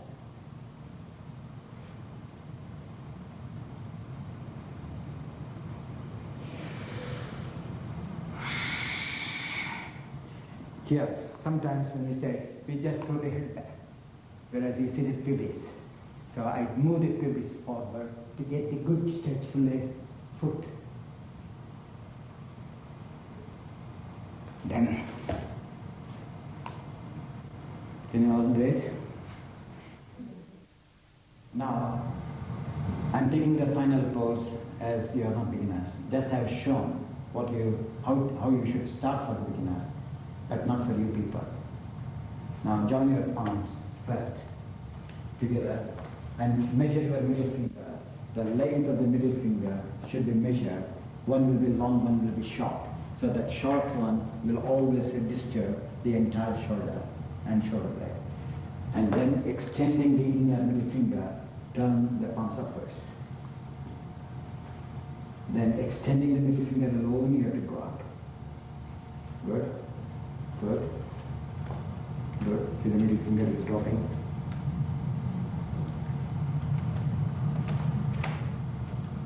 Now, here, see the shoulder blades are dead. That's wrong way of doing it. Now, look here. Drop the hands please all up here. Now, I'm taking her, you can see. What is wrong, what is right. Just pulling the palms and just going. Here the shoulder blades have completely blocked. After pressing it, she has to open the shoulder blades out now. Come on, stretch. Now see the hand position. At the same time pressing here. The shoulder blade should open out to bring the wrist together. That's the way to be done. What were you doing before? So that you know. So you said head, shoulder, leg. What did I teach you? You all see? So remember that. So just putting the hand there is not at all a success. Just touching there, you have to move the elbows away from the forearm so that the shoulder blade also moves out. Then it helps the collarbone to open. Now you can see her chest. Okay? All of you can see. Now do the old one. Drop the hands. Now do the old. What you were doing. Can you see? The chest gets closed. Now what did I teach you? Now can you see? So a slight mistake there will come all over. So one should notice another. Come on, take the palms. And you know when you are moving, look here, leave the hands. Don't think that you are doing from the palms. Actual movement is from here. So when you join your palms, when you are lifting, these muscles should come closer, which gives room for the armpits to spread out. If they go out, the armpits gets closer. So you should know that you have to move these muscles deep inwards, which creates, can you see, now it creates space for the armpit. Now take the arms up. This going up, closing in should synchronize. Are you doing better or not than before? It's free. Huh? It's free action. Free. So that is, suppose you don't think of here, then you will always have a pain here or a pain there. Now try like with all of you. That means in order to move the arms, you have to move the legs too. Come on, legs inwards as the arms are going outwards. Take it. Well done. Now, after pressing, in order to press the hand, you have to extend the inner knee towards the outer knee. Make the knee plate to the back broader and broader. You can stretch still better. Now the fingers can go up still because the knees are opened. Do you feel or no? So that is the way to find out. Just pulling the finger will not come. Somewhere you are close. And now take a deep inhalation. jump 4 feet apart. Stabilize both the legs. Inner leg, you have to think, extending inner leg. Now take the right foot out, left foot in.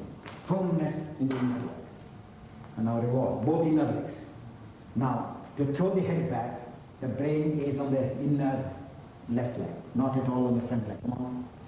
Inner leg should ascend as the head is taken back. If you drop that leg, you feel shaky. Now extend the back leg and top leg hitting the back leg, the top front leg hitting the back leg. And now open the head more and more, ascending the spine. And raise the navel up slightly. Outer muscle of the right leg in, near the socket of the hips. Now with an exhalation, head down. As you bring the head down, the left top leg should revolve. These muscles should revolve. Go on revolving the top leg of the left. Then you get stability. Big toe of the front holding the ground, and the heel, outer heel of the left leg gripping the wall. So, communicate between the big toe of the right to the heel, so that the intelligence brings the awareness in the body. Very well. Well done. Drop the navel a little more down. Go down with the navel. If the navel you extend down, the body goes down. If you want to do more, lift your elbows more. Extend and roll the elbows towards the floor. You get the extension. Good. Then you can touch easily while you are not touching your head. If you don't touch the head, you have to raise the inner top leg of the back leg. Then the head goes down. Now inhale, come up. Well done. Throw the head backwards. Get the same action, how the leg was long when the head was down.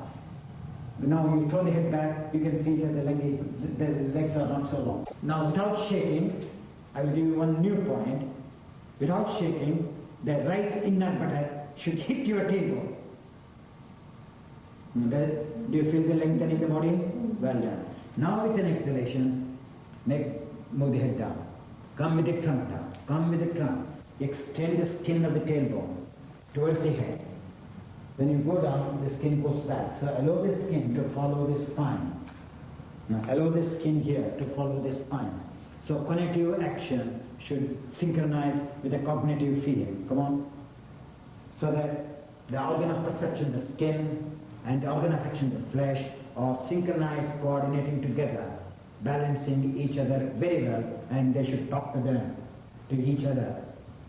Keep them parallel. Skin should run parallel to the flesh should run parallel to the skin on the back of the trunk, torso. If you want to get a good pose, raise the frontal top leg of the right. Push back the head of the femur. Right femur, head of the femur. Then you can extend the trunk still more. Now does it come more? Inhale, come up.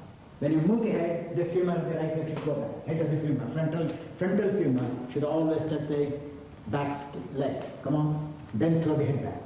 So when the head goes back, the femur comes forward. Then you say, right, keep it back. Keep it also in the same position. Then look up. Extend the plank of the chest to throw the head back. Well done. Good. Now come to the front. Take the foot, exhale, feet together. Don't feel the hands. Wait for some time. Exhale, drop the hands.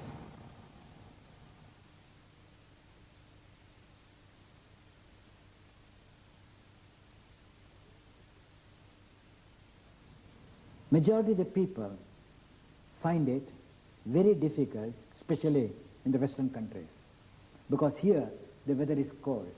The sinus passage gets blocked here.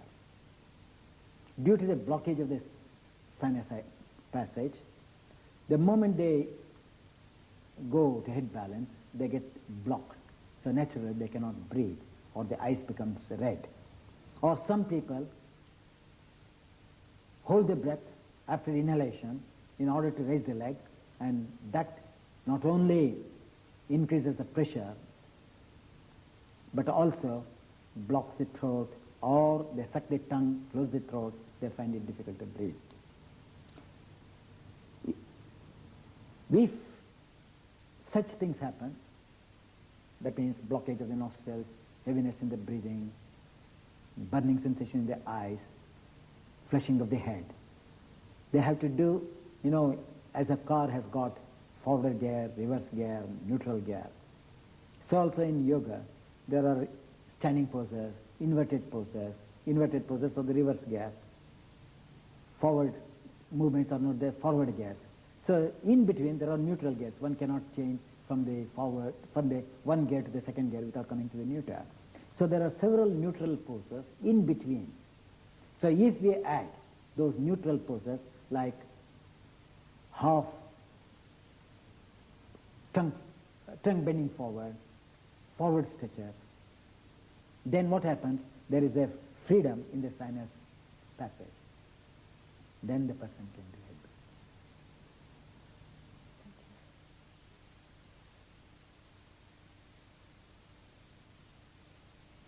You know, in Shirishasana, as we stand topsy-turvy, we have to remember very well all the points of Tadasana.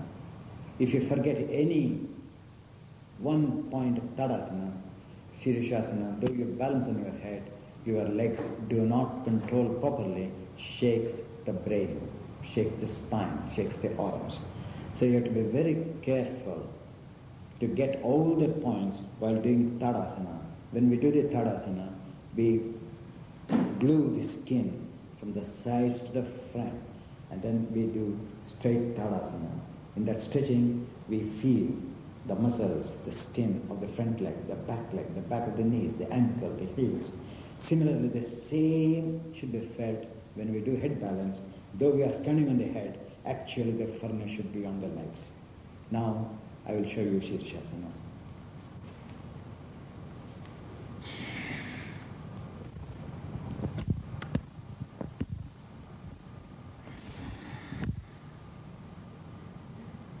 I am interlocking my fingers. Then I rest the crown of my head on the floor. Then I stretch my legs, walk in without collapsing my chest. Then with an exhalation, I just extend my toe. When I down as the physical body. Then while coming down, you have to take the hips slightly back so that you will not topple. Then you come down gradually, watching the big toes. Your intelligence should feel as you cannot see.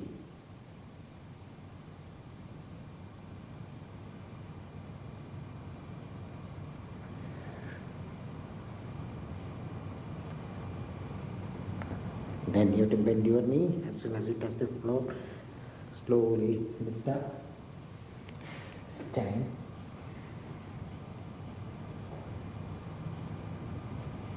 Feel of standing. What action came in head balance, whether you can do on the legs the same way. That's the pose. Then I reverse the pose.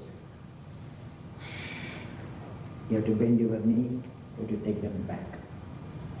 Keeping them together, you have to draw a line. Just, you can take the outer kneecap or the shoulders. After measuring it, you have to stamp the elbow point. Then you have to extend your arm, then you have to bring them together. When you bring the fingers, sometimes we may move this hand more, sometimes we may move more. So you have to be very careful to adjust, but a line has to be drawn from the center. So interlocking should meet at the center of the two elbow line. Then we have to keep. Some people do like this. This is fear complex. Those who lose their balances, for some people I've told them to stretch their little finger to get the grip, confidence. Then when the confidence comes, that habit should be taken off. Then placing, forming a cup shape. You have to measure, you have to move slightly forward, and you have to keep the crown of the head on the floor. For example, if you observe, now some people do like this, so they are on the front of the crown. Some people do too. That means you are on the back of the crown. So you have to adjust in such a way. Just like Newton's theory, when the fruit is ripe, it is 90 degrees facing the floor. So you have to raise your waist, you have to drop your head perpendicular to the floor. Then I interlock. And then after lifting, you have to see where your elbow, sometimes we get up, but if the elbow has gone out, oh, I've done wrong. Suppose this elbow has gone out, I've done wrong. Suppose you have tilted, one arm is wrong. So you have to observe carefully, observing on these edges. So let that edges be as sharp as they are when we are ordinarily standing. Then your head balance is perfect.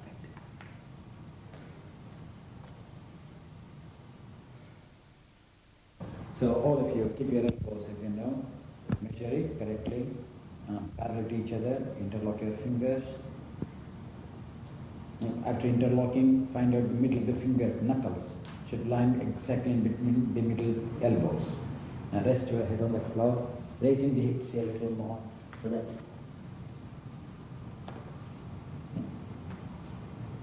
that you get the space to lift the body. Raise the legs from the chest side of the latissimus muscles and come up.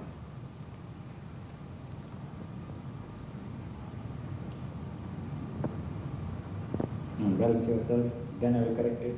Come back with me, this portion, that way.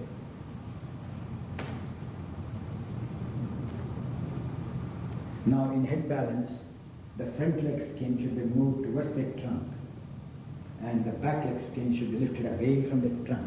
This elbow has to come slightly inside. Then, as I said in Shirishasana, you have to open the back of the knees and you have to turn the skin inwards, and always you have to stretch the inner leg in Shirishasana upwards and the outer leg downwards. Outer side legs downwards, inner side leg upwards. Well done. Now, as you observe, see, this line and this line will tell you that this ligament is not stretched well. So turn in the back of the ligament of the knee, extend, make it sharp. As I told you, your pelvic rim should not, your shoulders drop, pelvic rim comes forward. So raise the deltoids vertically up and take this back to be near the back leg. And now heels together, and always you have to turn the skin inwards, revolving the skin. From the tailbone you have to measure to keep the heel in line to the tail. Open your chest. Now look at the other side of the pupil so that you will also learn something. Now when you observe, this is the center of the body. From here, if a line is drawn, the middle of the big toe should run in this between the two legs to measure so that you know exactly the right position. Yeah, you're very good, but only your shoulder blades are not flat. Now open your shoulder blades, maximum, cutting the lower forearm to the ground, open your shoulder blades, and inner deltoids up, and you get the pose.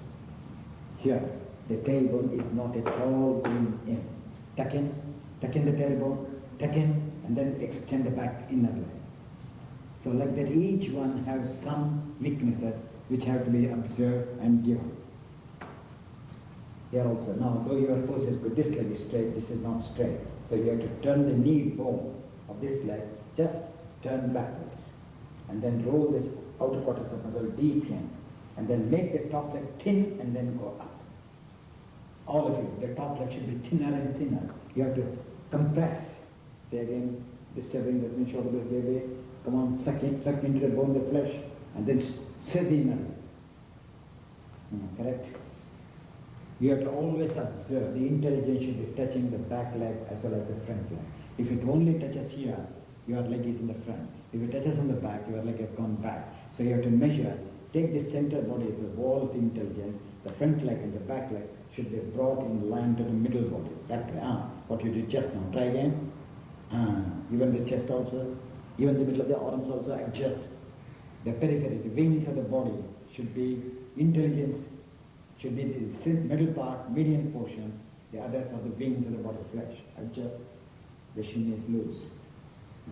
Tuck in the shin and lift up. Now you can come down slowly. Good.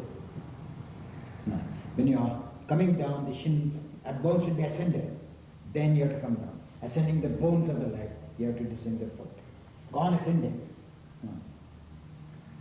Lifting the bones, the foot should come down. Then the rhythm will come. Bend your knees, Rest yourself. Slowly raise your head, relax the fingers, let loose, then stand up. I am purposely taking one of your colleagues, showing the back, so that I corrected the front body. Now I will correct the back portion of the body, so that you learn exactly what you have to do with the front and the back. Harmony, grace will come. Now I have shown you the front portion and the back portion in head balance, how accurately it has to be adjusted.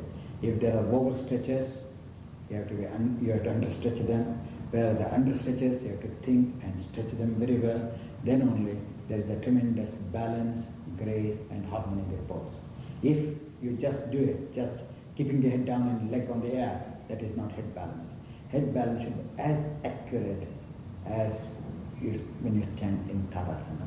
Then I am sure that you will all enjoy head balance tremendously. Very nice. Salamba Sarvangasana, or it is called neck balance. Some will call it as shoulder balance. It does not matter. When it's a neck balance, that means you have to come on the nape of the neck. If it is called shoulder balance, it's very difficult to stand on the edge of the shoulder. It's not just keeping the whole weight somewhere. Actually, the shoulders revolve, entwine to get the proper weight. So there is nothing wrong in calling it as neck balance or shoulder balance, but it is called Sarvanga Asana.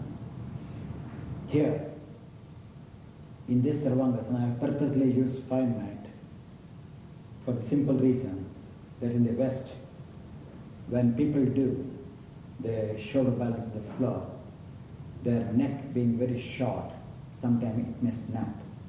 So in order to be on the safer side, it's better that one uses these 5 mats or anything to that height, so that they get pose without injuring their neck. It's only to stop that injury, cervical slip disc, that this method has been adapted. Now I will show you the pose. You have to lie flat on your back, and you have to keep your nape of the neck on the edge of the mat, so that you know that from the nape of the neck when you cut, which portion of the edge you are touching, you are not touching. Then we have to open your chest. Many of us, we do the wrong pose. Whether we bend the legs or we go straight. So we forget and we go just like that, collapsing our chest, and then we cave in the chest, we go up. This is a wrong pose.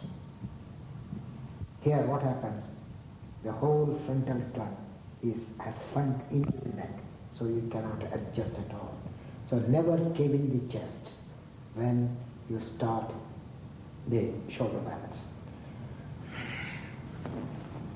Now I'm showing you how the chest has to be puffed up and retained throughout the practices.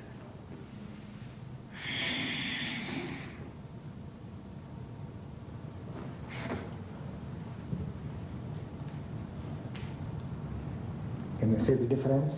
So here, all these ribs are lifted up. If you go and cave in the chest, they curve like this, and which sinks the heart too. Whereas here, it gives room for the heart to open.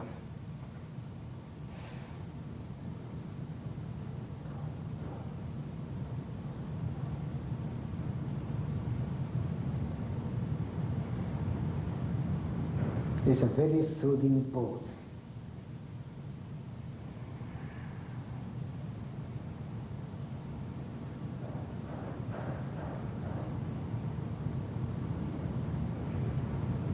Every time, as I said in Tadasana, see the top front leg.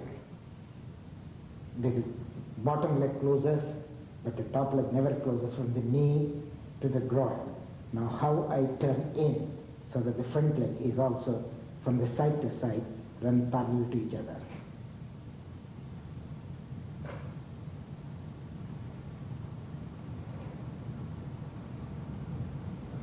Then when you come down, you have to slide your legs slightly. Then you have to release the hand, and without dropping the chest, you have to tap the buttocks to the floor. And then you have to come to that right angle. Then normal breathing there. After staying for a while here, exhale and take the foot to the top.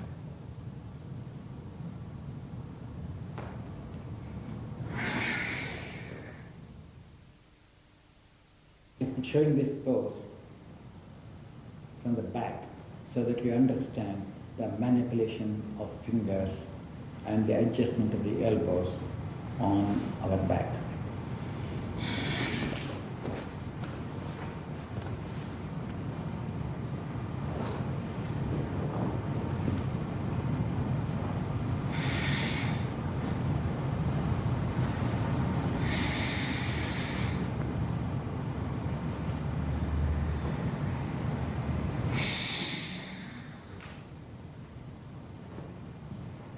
Sometimes when we bring our fingers on our back, we forget the original position.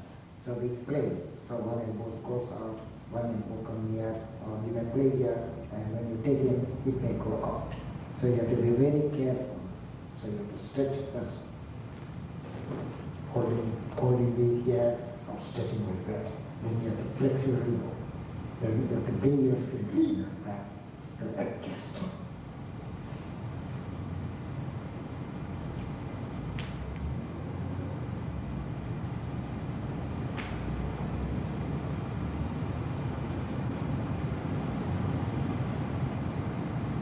We can see the most important here is that from the base of the neck to the thoracic dorsal spine, the spine is almost being Tadasana. As long as it is in Tadasana, there is no pain or cervical problems arising. Now, if you don't get it, you have to release your fingers, and again you have to stretch from there.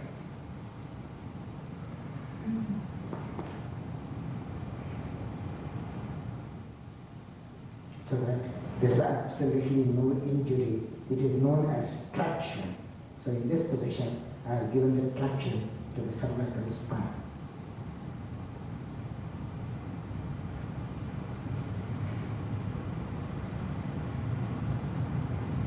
You can see the back of the thighs.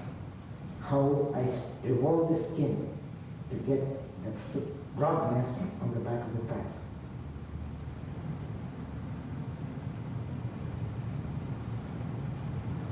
How to know whether you are doing the correct pose or not? Suppose the foot is to the front. The back of the anal knot is higher than the frontal anal knot. If the foot goes back, the frontal anal knot is higher than the back anal knot. When you do the straight pose, you have to measure from the center of the anus to stretch the leg. Said before in Shirishasana. Now, to bring the toe down, you have to ascend the bones of the legs.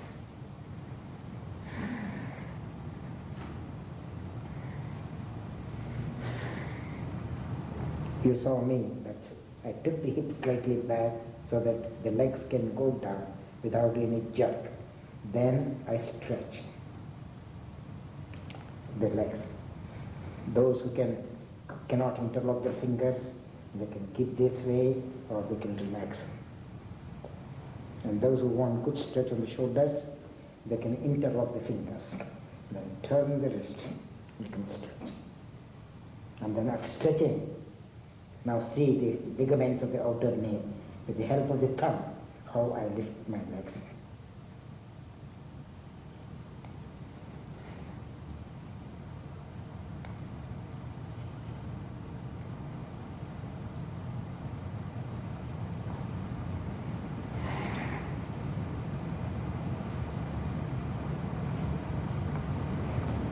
Then I am coming to Sarvangasana.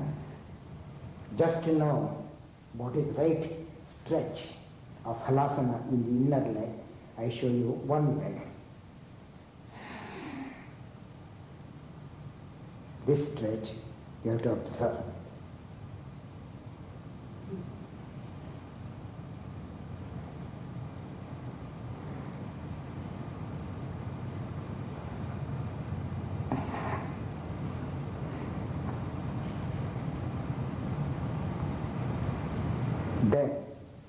can try once again halasana, it comes better. It's very easy in halasana to stretch the inner legs. It's very difficult to stretch the outer legs. Now you can see the inner back legs is higher than the outer back leg. Now with the help of that big toe, I pump the outer legs.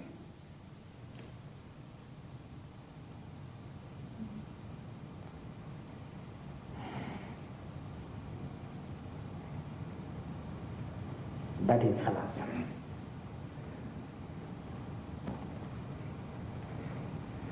Here when I am coming down, I move the flesh to connect into the buttock bone. So from there I descend. Sometimes we just, teacher should stand and move just like that inwards. It's very difficult in Sarvangasana to bring the back outer arm to touch the mat.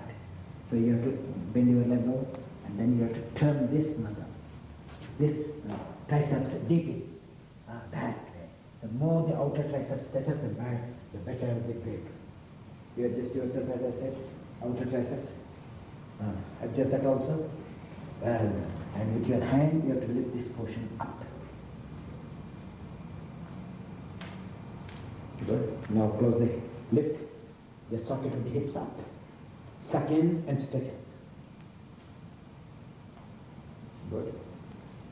Now every time you have to observe the opening of the calf muscle on either side. Which opens more, which closes more. Say now this is opening, this is closing, so you have to stretch here. Good. Now, without shaking, take the left leg down. What's the calf muscle which collapses on the right? So without dropping the inner right calf muscle, especially the back of the knee, you have to be attentive and then bring the tailbone forward, your foot touches the ground. Tailbone forward, without oscillating this leg. Touch. Now after touching, you have to observe the hips, are they parallel? So if a line is drawn from here to here, this point and this point should run parallel to each other. This point and this point, there should be no difference at all. Then, without shaking, pressing the big toe, lift the quadriceps muscle of the left leg. Detaining that, do halasana. Bring down the other right leg.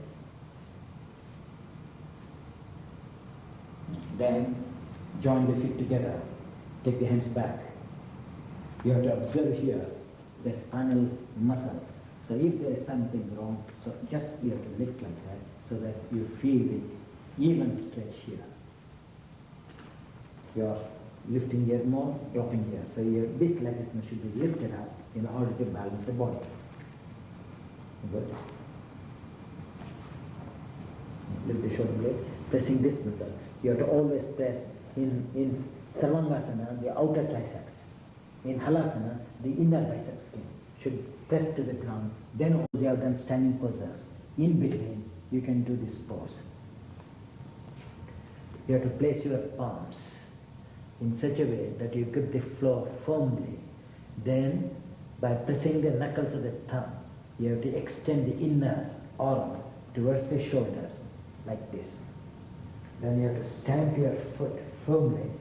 Then you have to stretch the arch of the foot towards the heel, simultaneously taking the head to rest the floor. Those who cannot rest the floor, they can use the brick or the bolster or the blanket.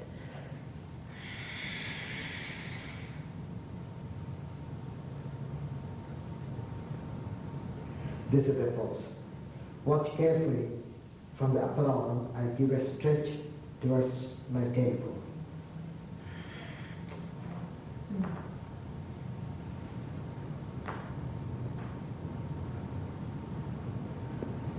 That is the stretch. Now the same dog pose I am showing the other way so that you can see exactly even my front of the chest, my head.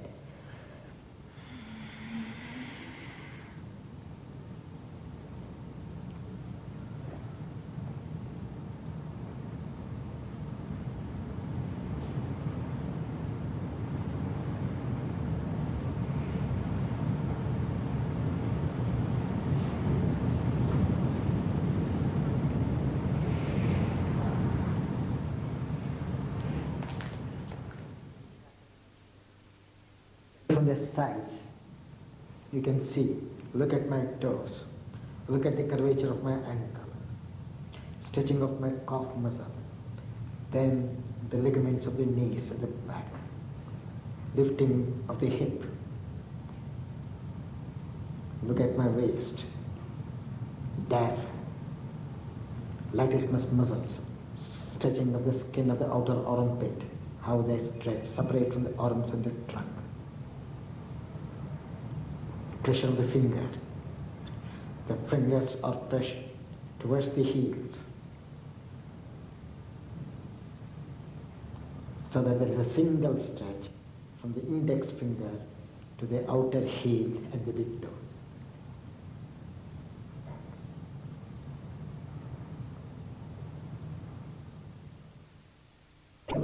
To the 10th or the 11th thoracic dorsal spine. So to get that, you have to press the inner center wrist on the floor, and with that pressure of the inner wrist, you can move the chest. Move the chest better still. If you let loose here, it does not move at all. So you have to lift this middle finger and then stretch the middle finger backwards. That way. Now understood?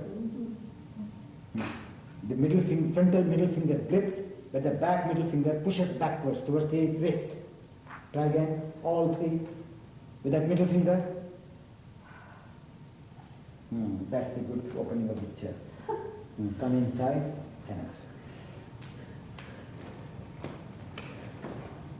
Are you all happy now? Good. Now you come, sir. Let me see.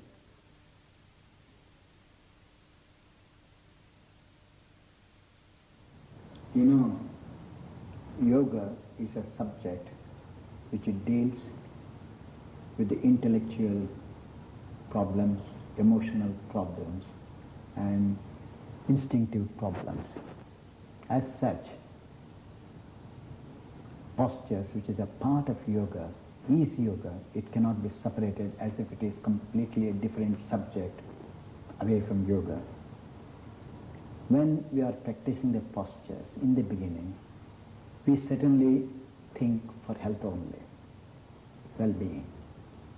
After a certain time, when the health has been achieved, the postures play a different role as mind of a practitioner goes towards the realization of the self. In the beginning, the organs of perception and mind are very close to each other.